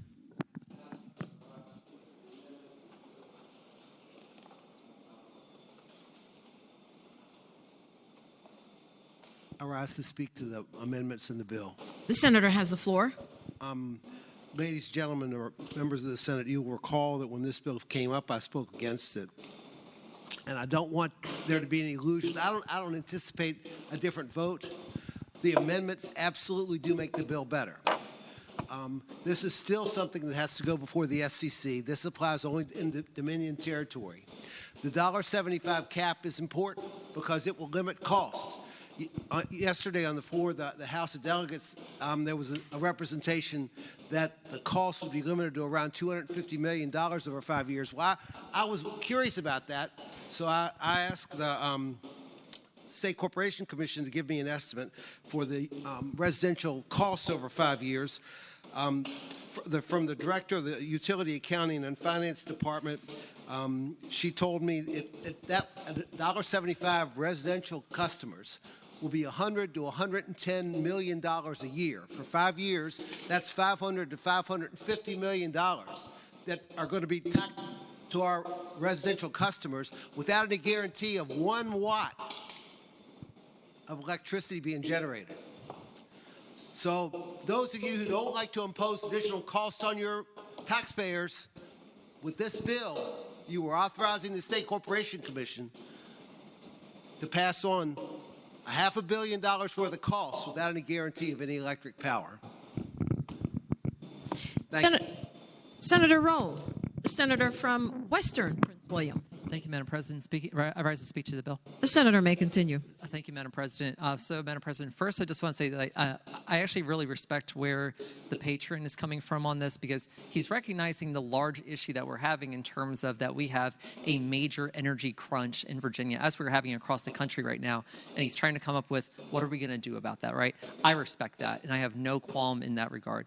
The issue that I have is what is driving the discussion, the need to have a bill like this in the first place, and it's the proliferation of the data center industry. That's what's behind so much of this. As you can see in the Washington Post just this morning, where they had a story about this, one of the lines that they even had in here is, Northern Virginia needs the equivalent of several large nuclear power plants to serve all the new data centers planned and under construction. It then goes on to show you later where it says, a major factor behind the skyrocketing demand is the rapid innovation in artificial intelligence, which is driving the construction of large warehouses of computing infrastructure. And then they also have the proliferation of crypto mining, in which currencies like Bitcoin are transacted and minted, is also driving data center growth. And so when the idea comes up that my constituents are going to have to pay more money because data centers are destroying our environment in western Prince William County so that more people can have more time and more effort dealing with cryptocurrency, something seems really wrong in terms of our priorities in that regard. And the article also goes on to say here that residential use and small-scale commercial use, that energy use right now is remaining flat across the board because of new energy efficiencies that are coming on board. The data center industry is the reason that we're having this giant explosive growth. And then even if you look at clean car technology, for example, and you'll say, well, hey, that's also contributing. True. At the same time, you also get an offset for that because you're using less diesel, you're using less gasoline. And so at least you have something that you're getting in return for that. The concern that I have on behalf of the people of Western Prince William, specifically in areas of Haymarket, Gainesville, even part of Manassas at this point, Bristow, and all my constituents out there who have been absolutely furious about what is happening is that they not only don't want to see our woods clear cut for this, they would hate the idea of their rates going up on their bills because this industry keeps gobbling up land after land after land. And we just saw right in the area between Gainesville and Bristow this huge purchase that was that just came out the other day, for a data center project from Microsoft, where we're talking about $3.7 to $3.8 million per acre right now. To my colleagues across the aisle here, that distorts the market. This is not downtown Manhattan or something. This is in Western Prince William. These things are purchasing these for extravagant amounts of money. And so at the end of the day, when I have to look at a bill like this, I have to ask, what is driving the need for it in the first place? And it is very, very clear that it's the data center industry right now, and that we as a General Assembly have had a number of opportunities to do something about it. And I sincerely hope, and I will work with anyone in either chamber on this, so that when the JLARC report comes out later this year, we take those recommendations seriously, and we actually have some bills next year that can pass both chambers and get signed into law. Thank you, Madam President. Senator Subramaniam, the senior senator from Loudoun. Thank you, Madam President. Speaking to the bill. The senator has the floor. Thank you, Madam President. So we've got Mississippi, Florida, South Carolina, Georgia. They've all done this, and they've all paid the price. And they're paying for a lot of money for holes in the ground. And so we've talked a lot this session about learning from other states and learning the mistakes that they've made. And the other version of this bill had some guardrails, at least, that would make sure that we're not taking all the risk. And think of this as like a business development project, right? Like, we wouldn't want to take all the risk for other types of business development projects. So I just look at this as a potential really bad mistake that we could be making. I want to see us develop alternative clean energies in the future, but this is not the way to do it, and so I'd hope we'd reject the amendments. Senator Somerville, the senator from Eastern Fairfax. Thank you, Madam President. Speaking to the bill. The senator has the floor. Thank you, Madam President. Yeah, the lead story, I think the senator from junior senator from Prince William cited this a minute ago, but the lead story in the Washington Post right now today, if you go on their website, very top, above the fold, amid explosive demand, America is running out of power. And she's right. Talks all about how data centers are driving it, Bitcoin, cryptocurrency, etc. Data center demand isn't going away, though. And that's why we're doing this study, to try and figure out how to deal with it, because right now we have a bunch of local governments that are trying to join the land rush or the gold mine rush to pay for their schools. But the demand isn't going away. Also, the Virginia economy is continuing to grow. If you get down into the article, you'll see that in 6 different states, they're talking about delaying coal plant closures. They're also talking about leaving natural gas generation online. To me, that's unacceptable. Right? We haven't been dealing with climate change in this country for 50 years now. Our seas are rising. Norfolk is sinking. Right? We have floods every year in our mountains that we've never had before. I don't remember the last time we had a decent amount of snow in Northern Virginia. We have to do something about climate change. And coal and gas are not the solution. In terms of the policy of allowing somebody to construct something without knowing the full cost. We crossed that Rubicon back in 2020 when we passed the Virginia Clean Energy Act, largely with votes from this side of the aisle. As I spoke earlier this session, I think, Senator from Lynchburg at the time, I think he was from Lynchburg, Senator Newman, stood me up on my bill, which authorized 3,500 megawatts of energy storage in the public interest. We mandated it. We told the SCC, you have to approve 3,500 megawatts of energy storage. And he asked me, what's the technology we're going to do that with? And my answer on this floor was, I don't know. Because we didn't know. We didn't know if it was going to be batteries, flywheels, pump storage like we have in Bath County. We don't know whether it's going to be these, they have these things underwater where they can pump carbon dioxide in the ground and have it come back up and spin wheels. We have no idea, and I'm not sure we still even know what that technology is going to be. But we mandated it as the General Assembly. And the reason we did it is we wanted to create the market conditions necessarily to generate innovation and development in this industry, because we knew if we put a bunch of solar and wind online, we're going to have to store it somewhere so we can use it at night. So the idea that we don't mandate things without knowing the full cost or consequences, we crossed that Rubicon a long time ago. From my perspective, the other thing I'll note is that 3,500 megawatts is actually equal to 10 of these things. The average SMR is about 300 to 350 megawatts. So we already mandated the equivalent of 10 of these things in the public interest without knowing the cost. These things also take longer to build. And we haven't had a nuclear plant go online in Virginia in probably over 40 years now. And because of the time frames it takes to construct these things, our existing regulatory systems for recovering costs aren't entirely adequate for that. And we have to make adjustments to it. I mean, we're in a climate crisis right now that we have to deal with. And with the changes that the House has put on this bill, I think this presents a reasonable and prudent way to approach the climate change problem in a way that will keep us from having to keep burning or creating electricity with coal and gas. And that's where I come down on this, and why I think we should support the amendments.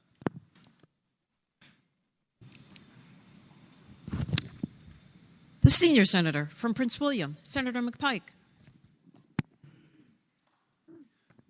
Thank you, Madam President. Speaking to the amendment.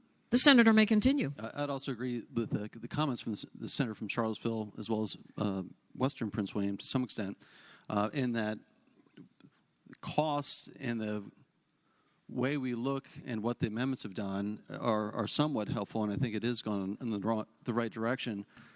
However, in looking at the State Corporation Commission projected cost, I've also heard different numbers just this morning coming in, and so it's hard to determine what the real costs are at this point. I think that the technology and the initiative that the gentleman has put forward is going in the right direction to some extent, but I still have some concerns, despite my seatmate's argument about what Rubicons we've crossed or not. It's still up to this body to determine what policies we want to move forward with. And so if this amendment fails, the posture would be to go into conference. I would like to understand a little bit more about now competing cost differences in terms of the ratepayers between what's out there, what the experts are saying, before I give it a positive vote or a negative vote, depending on the outcome. And so I'll be voting no on the amendment. Thank you.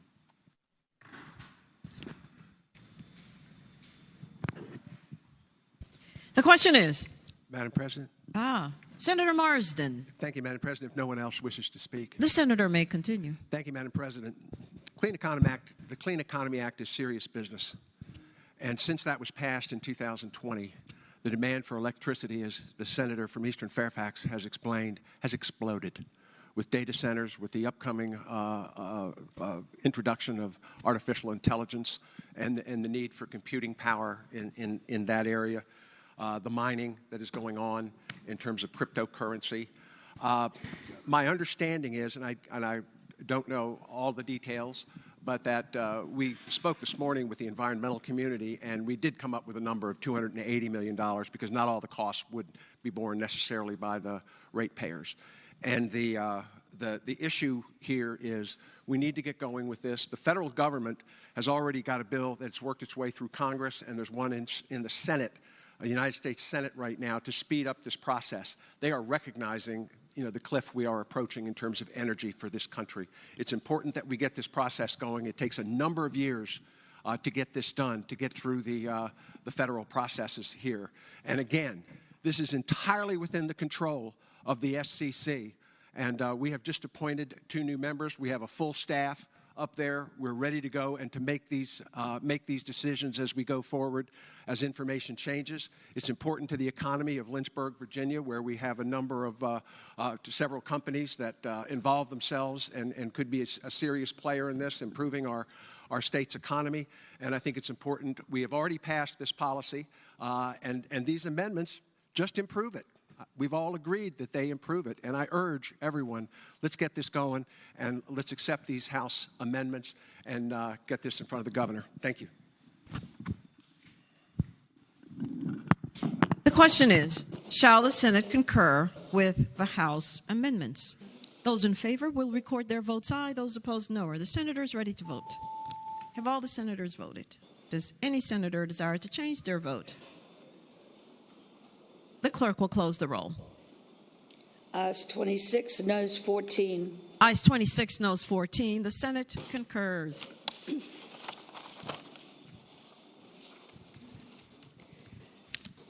Senate Bill 729 has passed the House with amendments. Senator Surreville, the senator from Eastern Fairfax County. Thank you, Madam President. With the recommendation to be rejected, I move to concur with the House amendments and speak to that motion. The senator has the floor. Thank you, Madam President. Ladies and gentlemen of the Senate, this is Senate Bill 729, which is the Virginia Clean Energy Innovation Bank bill. It received, I think, about $20 million of funding in the Senate budget, which is going to result in about probably about $500 million of investment in this Commonwealth once this is chiseled into law. But I've been having some discussion with the administration about some ways to clean this up and ways that they'd be cool, along with a few other folks. And so I'd like to put this in conference to give it a few changes before we put the final product on the governor's desk. And so I would hope that we could reject the amendments at this point and get this into conference. With the recommendation that it be rejected, the question is, shall the House substitute be agreed to? Those in favor will record their votes aye. Those opposed, no. Are the senators ready to vote? Have all the senators voted? Does any senator desire to change their vote? With a recommendation that it be rejected.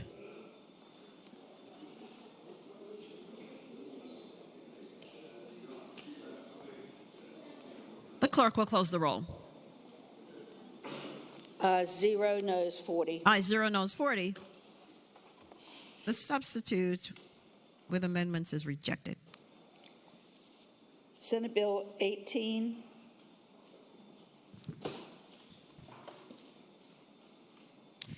Senator Surreville, the senator from Eastern Fairfax County. Madam President, I move that all the Senate bills on the unfinished business on pages 28 through 33 be placed in a block to accede to any request for a committee of conference. Any senator desiring to move a bill from the block shall do so after the clerk has read the number of the bill.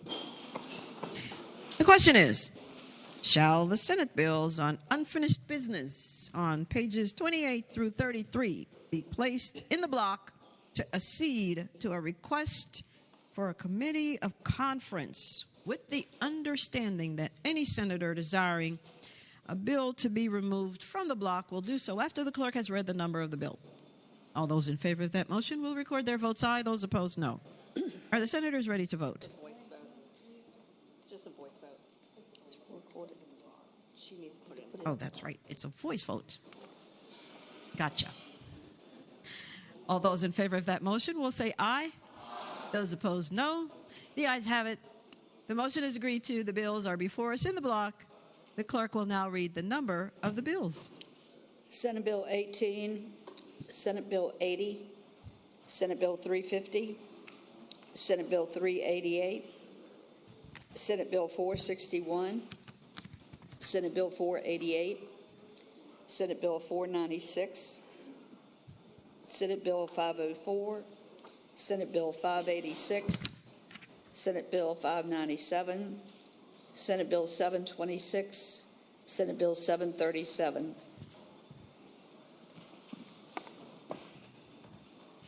The question is, shall the Senate accede to the request for a committee of conference on the Senate bills that are in the block? Now, those who are all in favor of that motion will record their votes aye. Those opposed, no. Are the senators ready to vote? Have all the senators voted? Does any senator desire to change their vote? The clerk will close the roll. Ayes 40, no 0. Ayes 40, no 0. The Senate has insisted and requested committees of conference.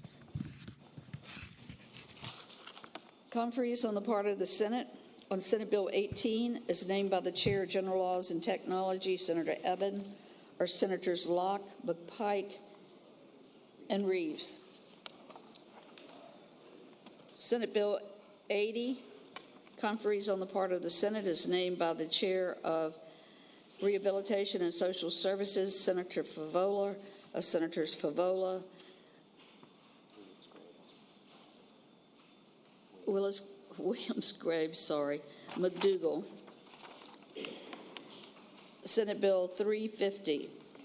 Conferees on the part of the Senate is named by the Chair for Courts of Justice, Senator Surville, or Senator Perry, Salim, and Stewart. Senate Bill 388. Conferees on the part of the Senate is named by the Chairman of General Laws and Technology, Senator Eben, or Senators Pekarsky, Eben, and Reeves. Senate Bill 461. Conferees on the part of the Senate is named by the Chair of Agriculture, Conservation, and Natural Resources, Senator Marsden, or Senators Marsden, Pekarsky, and Hackworth. Senate Bill 488. Conferees on the part of the Senate is named by the Chair of Education and Health, Senator Hoshby, Senators Aird, Favola, and Craig. Senate Bill 496. Conferees on the part of the Senate is named by the Chair of General Laws and Technology, Senator Eben, or Senators Carol Foy, McPike, and French. Senate Bill 504. Conferees on the part of the Senate is named by the Chair for Courts of Justice, Senator Surville, or Senators Surville, Carol Foy, and Stanley. Senate Bill 586. Conferees on the part of the Senate is named by the Chair of Education and Health, Senator Hoshby, or Senators Pekarsky, Hoshby, and Pillion. On Senate Bill 597,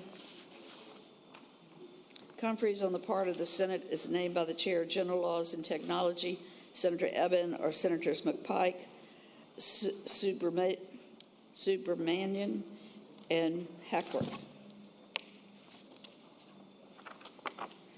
Senate Bill 726, conferees on the part of the Senate is named by the Chair of Education and Health, Senator Hoshby, or Senators Pillion, Van Valkenburg, and Bagby.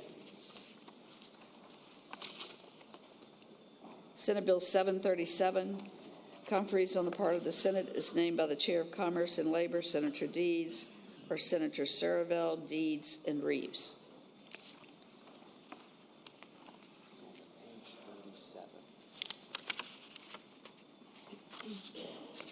Turning to page 47 on your calendar. 37, sorry.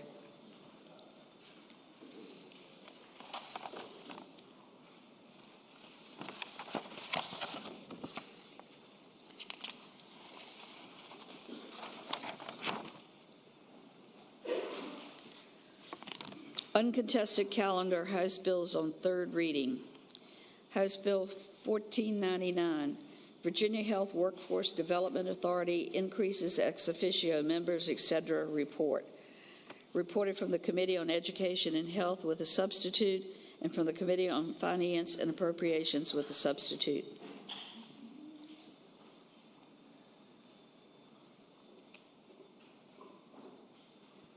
Senator Hashmi, the senator from Chesterfield. Thank you, Madam President. I will defer to my colleague from Botetourt. Senator Head, the senator from Botetourt. Thank you, Madam President. I would move that we accept the committee substitute from the Committee on Education, Health, and if I could speak to that motion. I think you wanted to reject that one. No, ma'am. I want to accept You that do one, want which to will accept. put the other committee to speak to that motion. All right. By accepting the substitute for the Committee on Education and Health, that will put House Bill 1499 in the exact same posture as my Senate Bill 155, which we accepted the House amendments 2 days ago, and this will put them in the exact same posture and avoid the need for conference, and will also then make the substitute from the Committee on Finance out of order. And so I would ask that we would accept this committee substitute. The question is, shall the substitute from Education and Health be accepted? Those in favor will say aye. Those opposed, no. The substitute from Ed and Health is accepted. Senator Head. And now I would move passage of the bill. This is again identical to Senate Bill 155, which we passed 2 days ago. So I would move passage of the bill. And consequently, the sub from Finance and Appropriations is now out of order.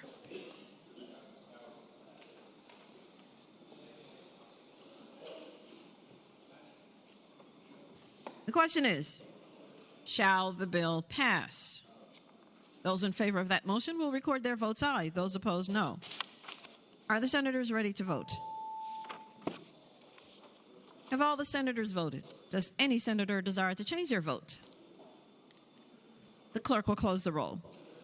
Ayes 40, no 0. Ayes 40, no 0. The bill passes. Regular calendar House bills on third reading. House Bill 1451. Standards of Learning Assessments Eligibility for Expedited Retakes. Senator Hashmi. Floor, excuse me, we have a floor substitute. The junior senator from Henrico, Senator Van Valkenburg. Madam President, I would move the reading of this. I would move that we waive the reading of the substitute. The question is, shall the reading of the floor substitute be waived? Those in favor will say aye. Those opposed, no. The reading of the floor substitute is waived. Senator Van Valkenburg. Thank you, Madam President. Madam President, I'd like to move that we accept the substitute, approve the substitute, and speaking to that motion. The senator has the floor. Madam President, this is the bill that won't die. I've personally led the charge on killing this bill 3 times, and every time there's been a wave of reinforcements on the other side to keep bringing this thing back. And so here we are, Madam President. I'd like to go home. I'd like an honorable peace. And so that's what this substitute is. I know. It's disappointing. And so, Madam President, members of the body, I really didn't want to codify what I thought was a bad policy, which I've already given that speech. I won't give that speech again. But what we've turned in is a Section 1 bill that would require the Board of Education to update their regulation related to expedited retakes, put some guardrails on there. I think it makes most people mostly happy, which I guess I'm told is a sign of a good compromise. And so I would move that we accept the substitute. Senator Favola, the senator from Arlington. Thank you, Madam President. Madam President, I enthusiastically support this floor substitute. I guess I was... The senator may continue. Thank you, Madam President. I guess I was part of that onslaught of people who wouldn't let the bill die. But I do want to say that this has been a very collaborative effort. Many senators on the other side of the aisle actually weighed in on this. I want to give a shout out to the senator from Chesapeake. She actually was a good liaison for several caucus members on each side of the aisle. And what I'm excited about is this directive actually tells the DOE to keep the tool for retesting. It does put it in the context that we're very familiar with, the grades 3 through 12, and with that narrow failure band. But it says if a child has to be on the retake, the accelerated retake, a comprehensive intervention needs to happen. I think that's really important. We should be all about helping our children succeed, and this substitute, I think, provides the guardrails necessary to ensure that our children can succeed and that our school administrators and teachers also have the ability to do what they need to do to help the child succeed. So I think this is a win-win. All the stakeholders, as far as I know, are fairly happy. I'm not saying they're 100% happy, but they're fairly happy. And this is a good step forward. So I hope the floor substitute passes. Thank you, Madam President. Senator Pekarsky, the senator from Western Fairfax County. Thank you, Madam President. Speaking to the motion. The senator has the floor. Yeah, thank you. I also want to thank the senator from Chesapeake and my colleague on this side. We did spend quite a bit of time, but I do think where we have ended up now really centers the child and what they need. We're not just taking an SOL and saying, too bad, you are done, you didn't learn it, you fail, and put perhaps their diploma and their graduation on the line. But we will hopefully be mandating that we go back, we look at where the deficits in that child's learning, and we do some meaningful remediation before they have another opportunity. So I think it looks, and my seatmate over here said, it sounded like the waves are now calm on the bay. So I am happy to support. And the sun is shining. The question is, shall the Van Valkenburg floor substitute be agreed to? Those in favor will say aye. Those opposed, no. The floor substitute is agreed to. Senator Hashmi, the senator from Chesterfield. Thank you, Madam President. Now, having adopted the floor substitute, the Van Valkenburg floor substitute, I move that HB 1451 pass, and I think we've heard quite enough about this bill already. The question is, shall the bill pass? Those in favor will record their votes aye. Those opposed, no. Are the senators ready to vote? Have all the senators voted? Does any senator desire to change their vote?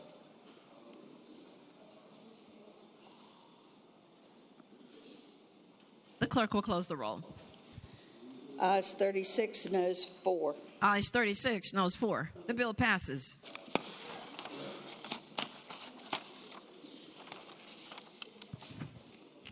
House Bill 474, Restroom Access Act Civil Liability, reported from the Committee on Commerce and Labor. Senator Deeds, the senator from Charlottesville. Madam President, I move the bill pass. I'd like to speak to that. The senator has the floor. Yesterday, I know we had a little bit of fun with this bill, but I implore you to take a look at the language of the bill itself. It doesn't apply to most of us. It applies to people that have chronic conditions, that have a card or a letter from a physician or from some medical professional. If they have that, and the retailer has a bathroom that's not open to the public, but it is open for their employees, the retailer has to allow them to use their facility.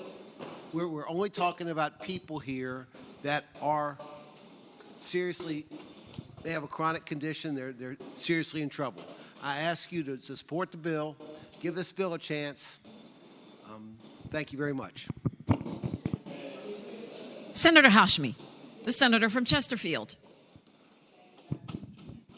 Thank you, Madam President. Wishing to speak to the bill. The senator has the floor. Thank you, Madam President. This bill is a serious matter for so many individuals that have chronic medical concerns, and it ought to receive the due respect that it deserves. Delegate Coyner and I have a mutual constituent who has a condition that requires that this be addressed, and for those reasons, I hope that everyone in this body will support this legislation. Thank you.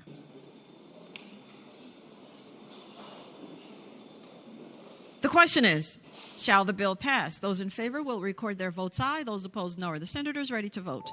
Have all the senators voted? Does any senator desire to change their vote? The clerk will close the roll. Ayes 24, noes 16. Ayes 24, no 16. The bill passes. Senate Bill 121. Oh, sorry. Uncontested calendar, Senate resolution on first reading. Senate Resolution 121 relating to a portrait of Senator Richard L. Dick Sassel. Memorial resolutions. Senator Surville, the senator from Eastern Fairfax County. Thank you, Madam President. I move the memorial resolutions on pages 38 through 40, HJR 263 through SR 141 be considered the block in the usual manner, waiving the reading of the resolutions that are with the understanding that any senator desiring a resolution to be removed from the block will do so after the clerk has read the number of the resolution. The question is, shall the memorial resolutions on pages 38 through 40, House Joint Resolutions 263 through Senate Resolution 141, be considered in the block in the usual manner, waiving the reading of the resolution with the understanding that any senator desiring a resolution to be removed from the block will do so after the clerk has read the title of the resolution? All in favor of that motion will say aye. Those opposed, no. The ayes have it. The motion is agreed to. The resolutions are before us in the block. The clerk will now read the titles of the resolutions. House Joint Resolution 263, celebrating the life of Brian Jewel Jensen. House Joint Resolution 287, celebrating the life of Emily Beer. House Joint Resolution 318, celebrating the life of Francine Pennell Nash. House Joint Resolution 320, celebrating the life of Walter Spears Clater, DDS. House Joint Resolution 334, celebrating the life of the Honorable Robinson Brown James. The junior senator from Enrico, Senator Van Valkenburg. Thank you, Madam President. Madam President, can HJ 334 come out of the block, please? Without objection, House Joint Resolution 334 is out of the block. House Joint Resolution 341, celebrating the life of Locke A. Taylor, DVM. House Joint Resolution 348, celebrating the life of the Reverend Rosalind Motes Hairston. House Joint Resolution 356, celebrating the life of the Honorable Thomas O. Bonduran. House Joint Resolution 357, celebrating the life of Lee Pennington Rice. House Joint Resolution 360, celebrating the life of the Reverend Dr. David Douglas Burhans.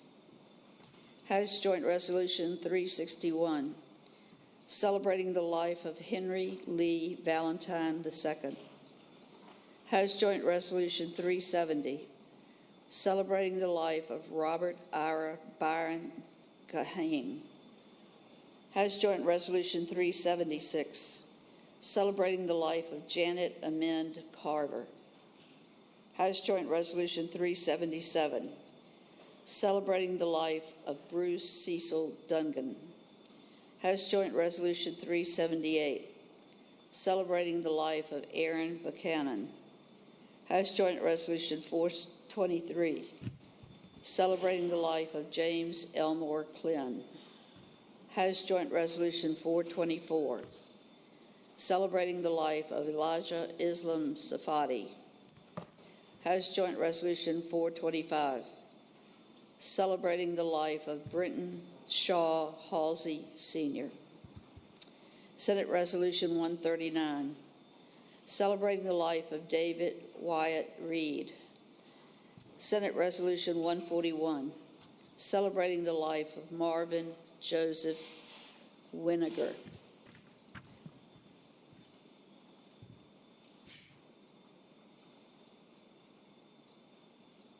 Save for House Joint Resolution 334 on page 39, which is out of the block.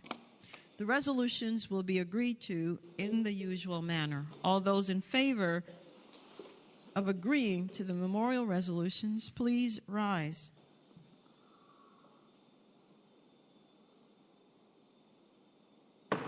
The resolutions are agreed to.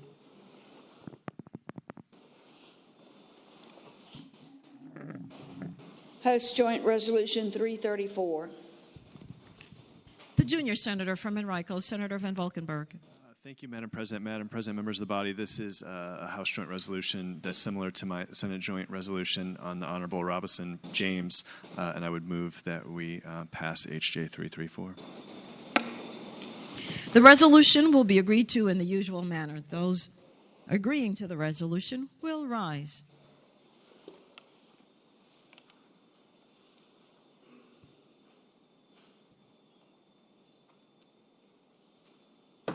The resolution is agreed to. Commending resolutions. Senator Surville, the senator from Eastern Fairfax County.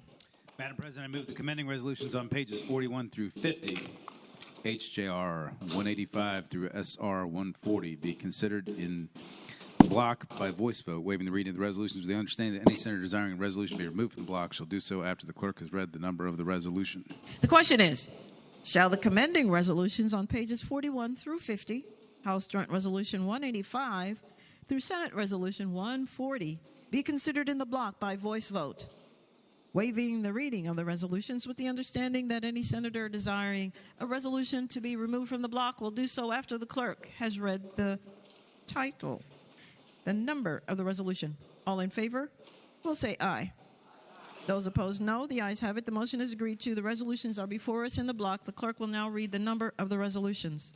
House Joint Resolutions 185, 233, 329, 330, 331, 332, 333, 335, 336, 337, 338, 339, 340, 342, 343, 344, 345, 346, 347, 349, 350, 351, 352, 353, 355, 358, 359, 362, 363, 364, 366, 368, 371, 372, 373, 374, 375, 379, 380, 381, 382, 383, 384, 385, 386, 387, 388, 389, 390, 391, 392, 393, 394, 395, 398, 399, 400, 401, 403, 404, 405, 408, 409, 410, 411, 412, 413, 414, 415, 416, 417, 418, 419, 420, 421, 422, 426, Senate Joint Resolutions 229, 235, 243, 140, Senate Resolution 140.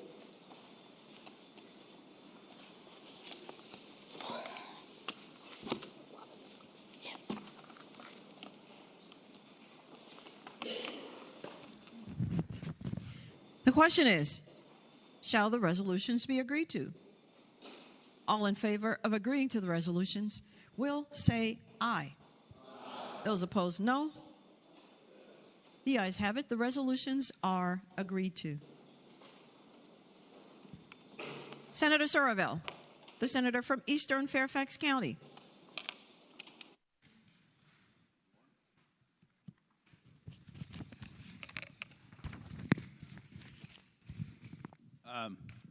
Inquiry of the clerk.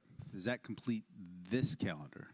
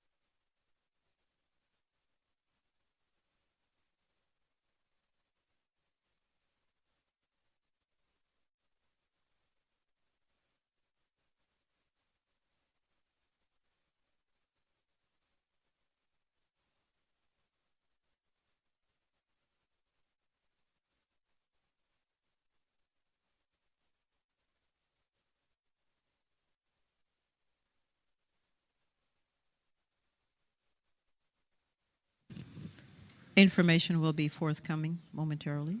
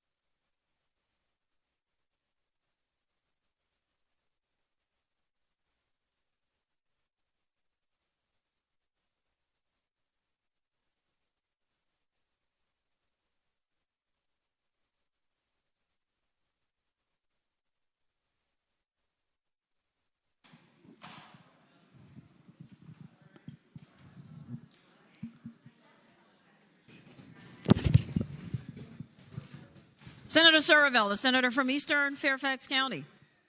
Madam President, I would move that we stand in recess until 1:45. And speaking to that motion, The senator has the floor. ladies and gentlemen, we're trying to figure out what's going on the other side. They're in the middle of their page thing right now, and we're having a hard time getting some clarity. But we think about an hour should be enough to get communications swapped and get us in a posture to put some more bills in conference. We're probably going to have to do this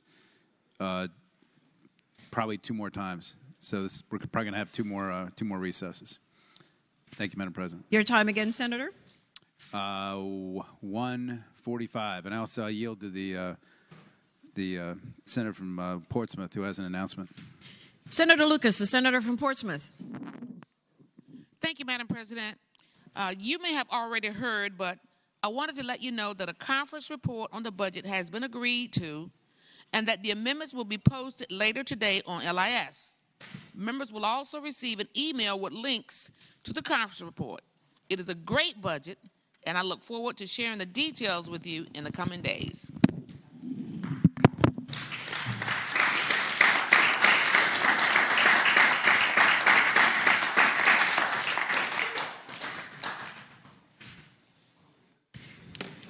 Without objection, the Senate stands at recess until 1:45.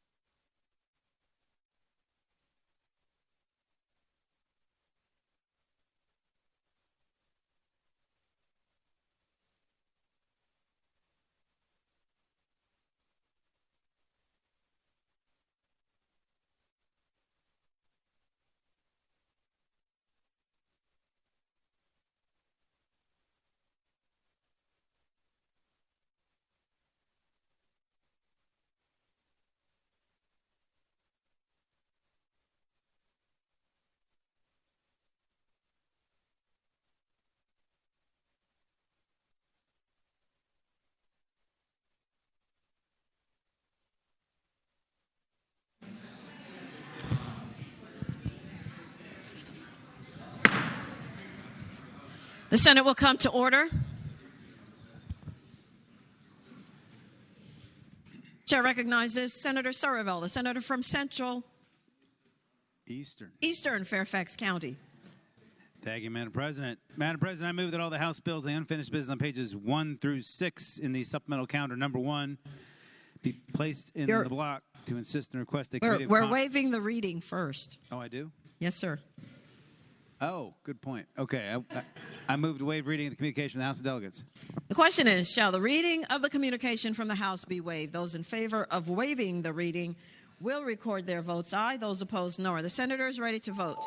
Have all the senators voted? Does any senator desire to change their vote? The clerk will close the roll. Ayes 34, noes 5. Ayes 34, noes 5. The reading of the communication from the House of Delegates is waived. Senator Surreville. Madam President, maybe some people want to be here a long time and read things, but hope we can get a bigger margin on those waive reads in a bit. In the meantime, I move the House bills on unfinished business on pages 1 through 6 be placed in a block to insist and request a committee of conference. Any senator desiring to remove a bill from the block, please do so after the clerk has read the number of the bill. We are now looking at the blue calendar, supplemental calendar number 1.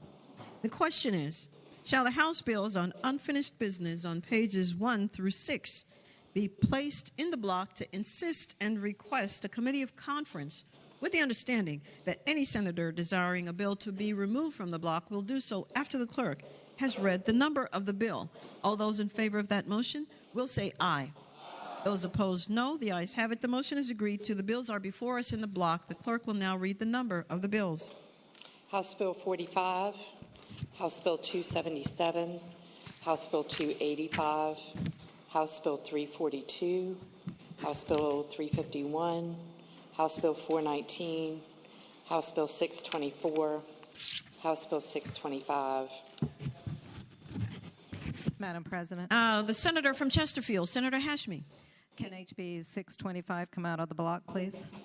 Without objection, HB 625 is out of the block. House Bill 736, House Bill 1089, House Bill 1105. Madam President. The senator from Arlington, Senator Favola. Thank you, Madam President. Could House Bill 1089 come out of the block? Without objection, House Bill 1089 is out of the block. House Bill 1105, House Bill 1108, House Bill 1247, House Bill. Madam President. The senator from Chesterfield, Senator Hashmi. Can HB 1247 come out of the block? Without objection, HB 1247 is out of the block. House Bill 1401, House Bill 1433, House Bill 1496, House Bill 1505.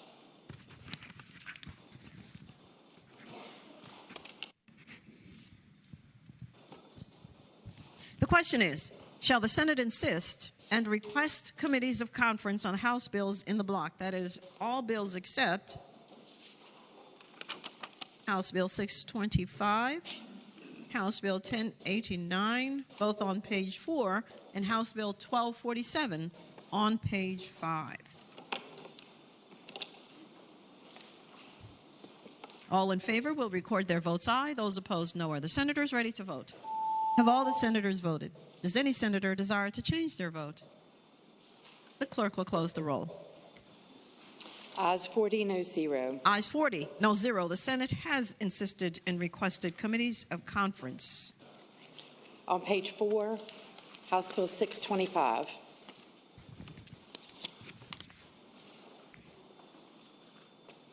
Senator Hashmi, the senator from Chesterfield. Madam President, I move that the Senate recede from requesting a committee on conference and speaking to that. The senator has the floor. Madam President, by rejecting the Senate substitute, the House has now put their bill into the same posture by which our Senate bill, and I apologize, I'm forgetting the number of the Senate bill, I think it's 608, SB 608. The SB 608 passed out in the same posture that the House bill now is in, and so I ask that we recede from a committee on conference. The question is, shall the Senate recede from its substitute on House Bill 625? Those in favor of that motion will record their votes aye. Those opposed, no. Are the senators ready to vote? Have all the senators voted? Does any senator desire to change their vote? The clerk will close the roll. Ayes 21, noes 19. Ayes 21, noes 19. The Senate recedes from its substitute.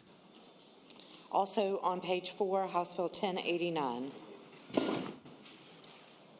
Senator Favola, the senator from Arlington. Thank you, Madam President. Madam President, I move that the Senate recede from its amendments. And speaking to that motion. The senator has the floor. Thank you, Madam President. If we can recede from the amendments, that makes our bills completely identical. The only reason the amendment was added was we were going through iterations on trying to determine how we would fund which provisions of a very large act. And now that we have the conference report before us, it is clear where the money is coming from, and the money is in the conference report, so there's no longer a need for our amendment. So with that explanation, I hope the Senate agrees to recede from our amendments. The question is, shall the Senate recede from its amendment on House Bill 1089? All in favor of that motion will record their votes aye. Those opposed, no. Are the senators ready to vote? Have all the senators voted? Does any senator desire to change their vote? The clerk will close the roll. Ayes 40, noes 0. Ayes 40, noes 0. The Senate recedes. On page 5, House Bill 1247. Senator Hashmi, the senator from Chesterfield. Thank you, Madam President. I move that we recede from the Senate substitute on HB 1247, and speaking to that motion. The senator may continue. Thank you, Madam President. By receding from the Senate substitute, we would be putting the two bills in the same posture. The question for us initially was with regard to availability of the budget to fund the English language learners in all of our districts, and with the acknowledgement that it is now in both the Senate and the House budget, I ask that we recede from the substitute that we had placed on HB 1247. The question is, shall the Senate recede?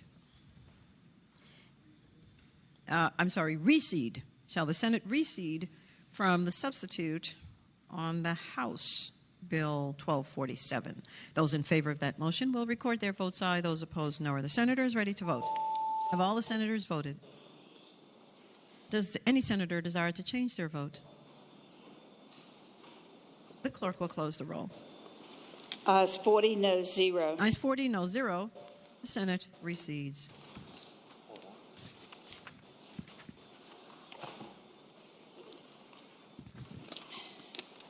On House Bill 66, conferees on the part of the Senate is named by Senator Hashmi, Chair of Education and Health, are Senators Van Valkenburg, Bagby, and Durant. On House Bill 267, conferees on the part of the Senate is named by the Chair of Courts of Justice, Senator Serville, or Senators Bosco, Serville, and Stanley. On House Bill 398, conferees on the part of the Senate is named by the Chair of Education and Health, Senator Hashmi, or Senators Perkosky, Favola, and Newcraig. House Bill 457, conferees on the part of the Senate is named by the Chair of 4 Courts of Justice, Senator Serville, or Senators Deeds, Perry, and McDougall. House Bill 632, conferees on the part of the Senate is named by the Chair of Education and Health, Senator Hashmi, or Senators Van Valkenburg, Hashmi, and Peake.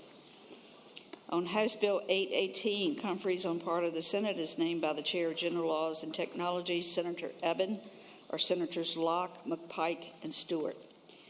On House Bill 830, conferees on the part of the Senate is named by the Chair of Education and Health, Senator Hashmi, are Senators Roan, Bagby, and Head. On House Bill 1361, conferees on the part of the Senate is named by the Chair of General Laws and Technology, Senator Eben, are Senators McPike, Van Valkenburg, and D. Steff. House Bill 1443, conferees on the part of the Senate is named by the Chair for Courts of Justice, Senator Servell, or Senator Deeds, Perry, and McDougall.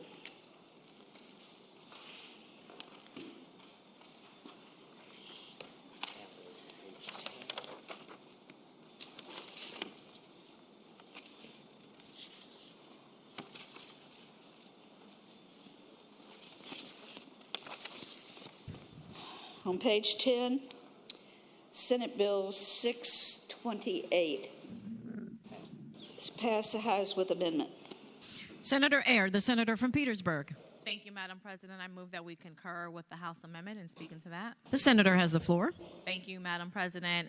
Senate Bill 628 we passed earlier from this body, allowing Petersburg the opportunity for a referendum to be a future eligible host city, and we simply made a small change in the House requiring that this be acted on at a future special session. I'd ask we move that amendment forward. The question is, shall the Senate concur with the House amendment? All those in favor of that motion will record their votes aye. Those opposed, no. Are the senators ready to vote? Have all the senators voted? Does any senator desire to change their vote?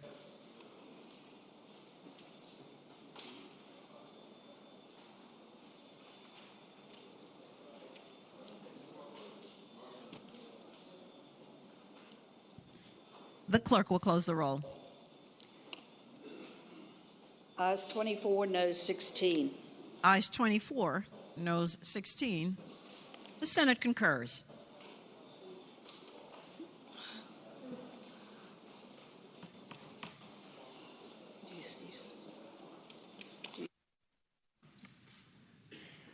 Senator Servell, the senator from Eastern Fairfax County.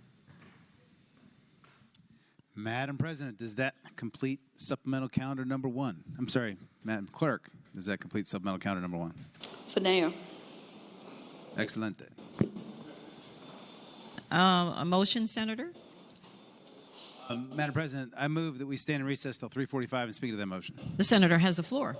Madam President, we have, ladies and gentlemen of the Senate, we have, I think, we have one more round, or we have two more rounds? One more round, maybe a teeny tiny second round. Okay, two more rounds. Before we knock this out, I think we're looking at like probably a 4:30 to 5 o'clock discharge if we get this done. But we need another hour and 15 minutes to knock out this next round. So that's my motion, and I hope see everybody back in an hour and 15 minutes. Without objection, the Senate stands at recess in 1 hour and 15 minutes.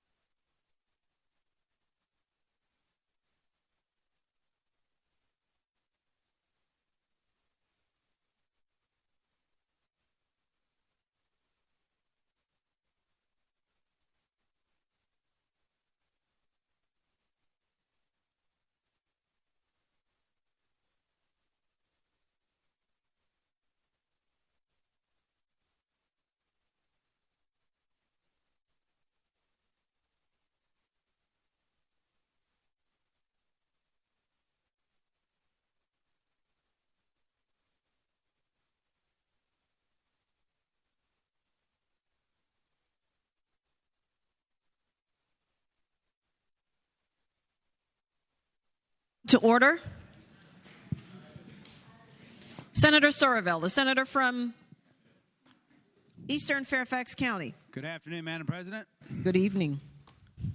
It's not evening yet. We're getting there. Madam President, I would move to waive reading of the House communication. The question is, shall the communication from the House be waived? Those in favor of waiving the reading will record their votes aye. Those opposed, no. Are the senators ready to vote? Have all the senators voted? Does any senator desire to change their vote? The clerk will close the roll. Ayes 39, noes 1. Ayes 39, noes 1. The reading of the communication from the House of Delegates is waived.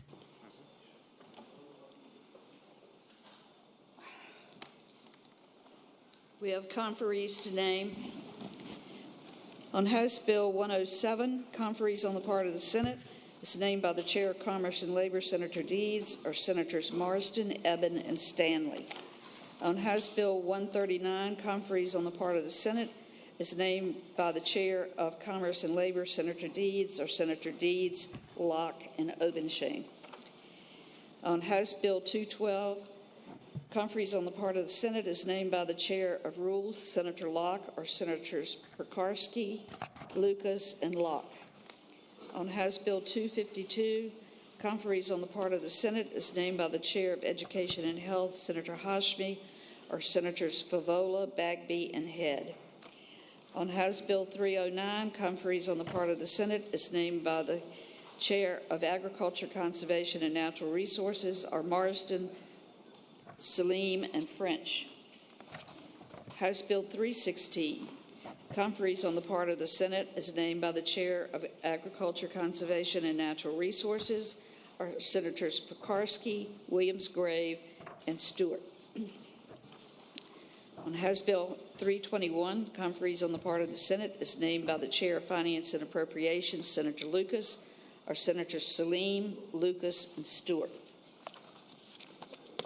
On House Bill 700, conferees on the part of the Senate is named by the Chair of Education and Health, Senator Hashmi, or Senators Favola, Hashmi, and Durant. On House Bill 972, conferees on the part of the Senate is named by the Chair for Courts of Justice, Senator Sorovell, or Senators Perry, Sorovell, McDougall. House Bill 1098, conferees on the part of the Senate is named by the Chair of Commerce and Labor, Senator Deeds, or Senator Deeds, McPike, and Pillion. Senate Supplemental Calendar number 2. Go to page 6. Unfinished Business Senate. Senate Bill 301. The House insists on its substitute and requests a committee of conference.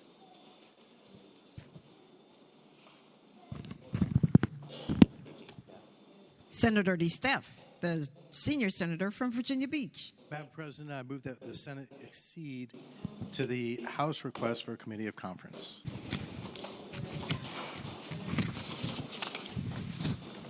The question is, shall the Senate accede to the request for a committee of conference on Senate Bill 301?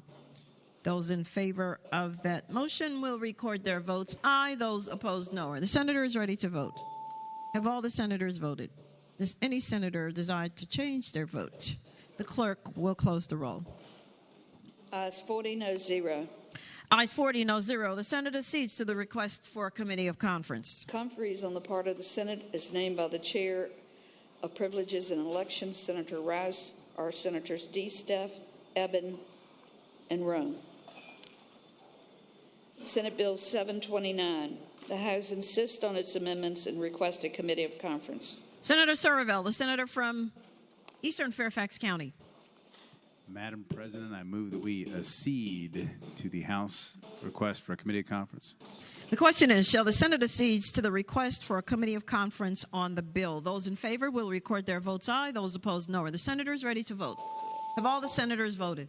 Does any senator desire to change their vote? The clerk will close the roll. Ayes 40, no 0.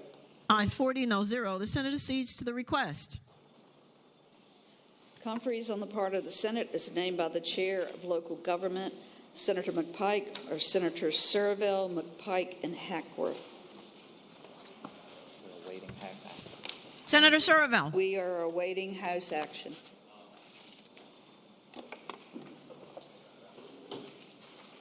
The Senate will be temporarily at ease. Sorry, inquiry of the clerk. Yes, sir. Does that complete supplemental counter number 2? Yes, sir. Good, we're making progress. Thank you.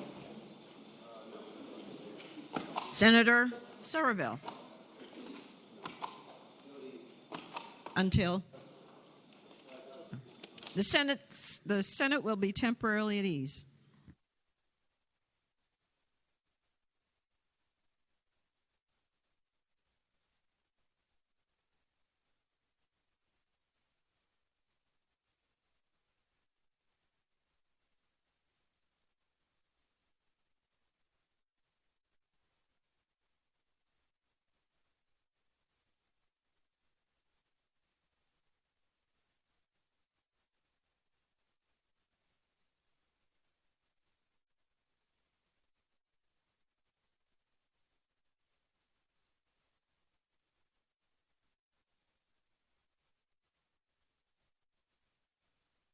Move that we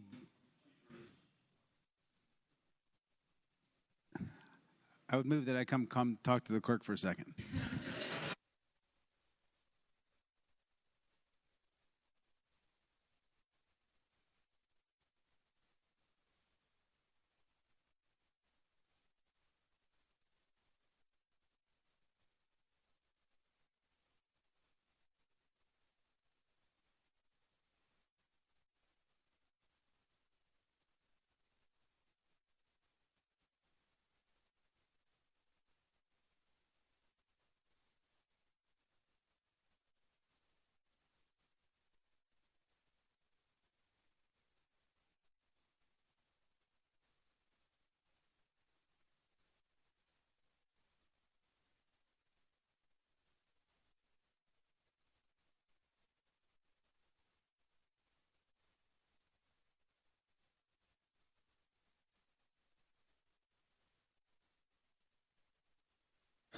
Madam Clerk.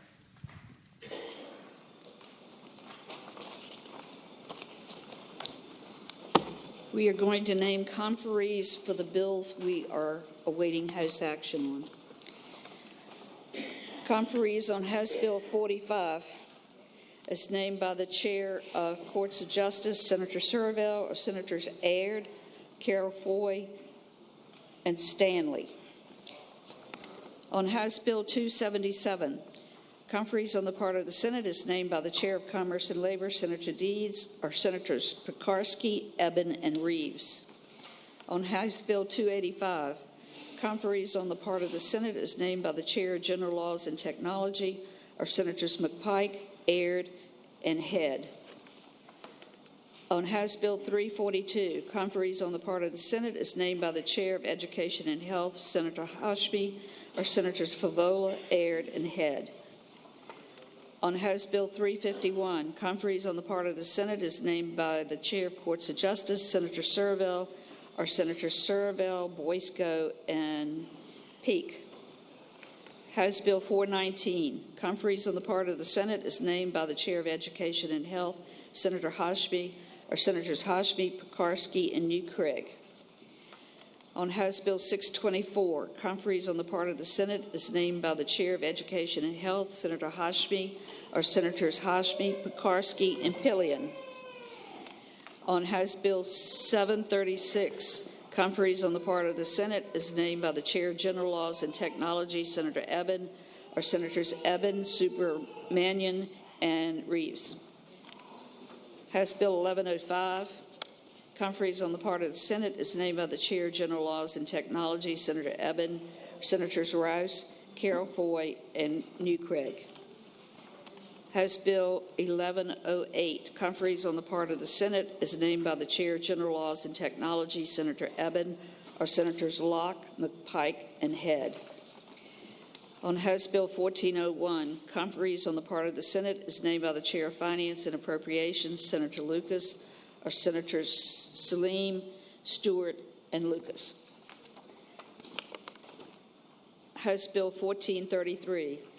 Conferees on the part of the Senate is named by the Chair of Finance and Appropriations, Senator Lucas, or Senators Salim, Stewart, and Reeves. On House Bill 1496, conferees on the part of the Senate is named by the Chair of General Laws and Technology, Senator Eben, or Senators Surville, Carroll-Foy, and Peake. House Bill 1505, conferees on the part of the Senate is named by the Chair of Education and Health, Senator Hashmi, or Senators Aird, Bagby, and Pillion.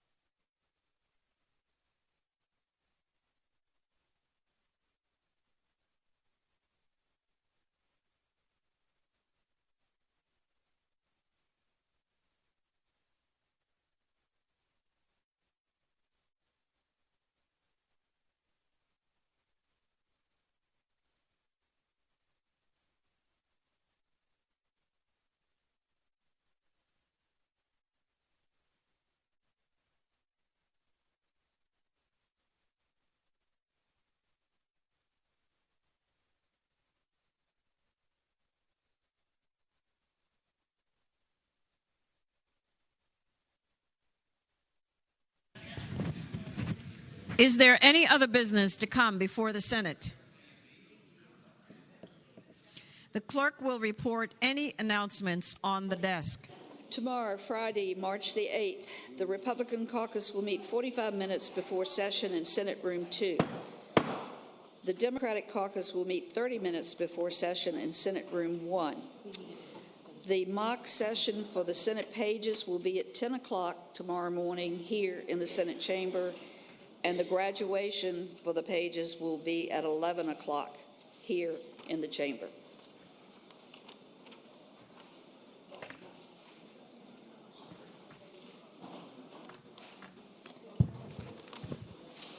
Senator Lucas, the senator from Portsmouth.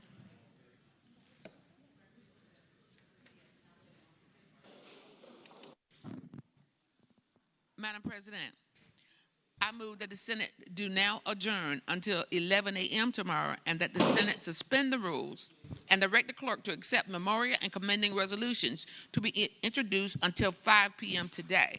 The question is, shall the Senate adjourn until 11 a.m. tomorrow, and that the Senate suspend the rules and direct the clerk to accept memorial and commending resolutions until 5 p.m. today? All those in favor of that motion will record their votes aye. Those opposed, no. Are the senators ready to vote? Have all the senators voted? Does any senator desire to change their votes? The clerk will close the roll. Ayes 40, no 0. Ayes 40, no 0. The Senate does now stand adjourned until 11 a.m. tomorrow, and the Senate has suspended the rules and directed the clerk to accept memorial and commending resolutions until 5 p.m. today. And remember, a lot of you have pages graduating tomorrow.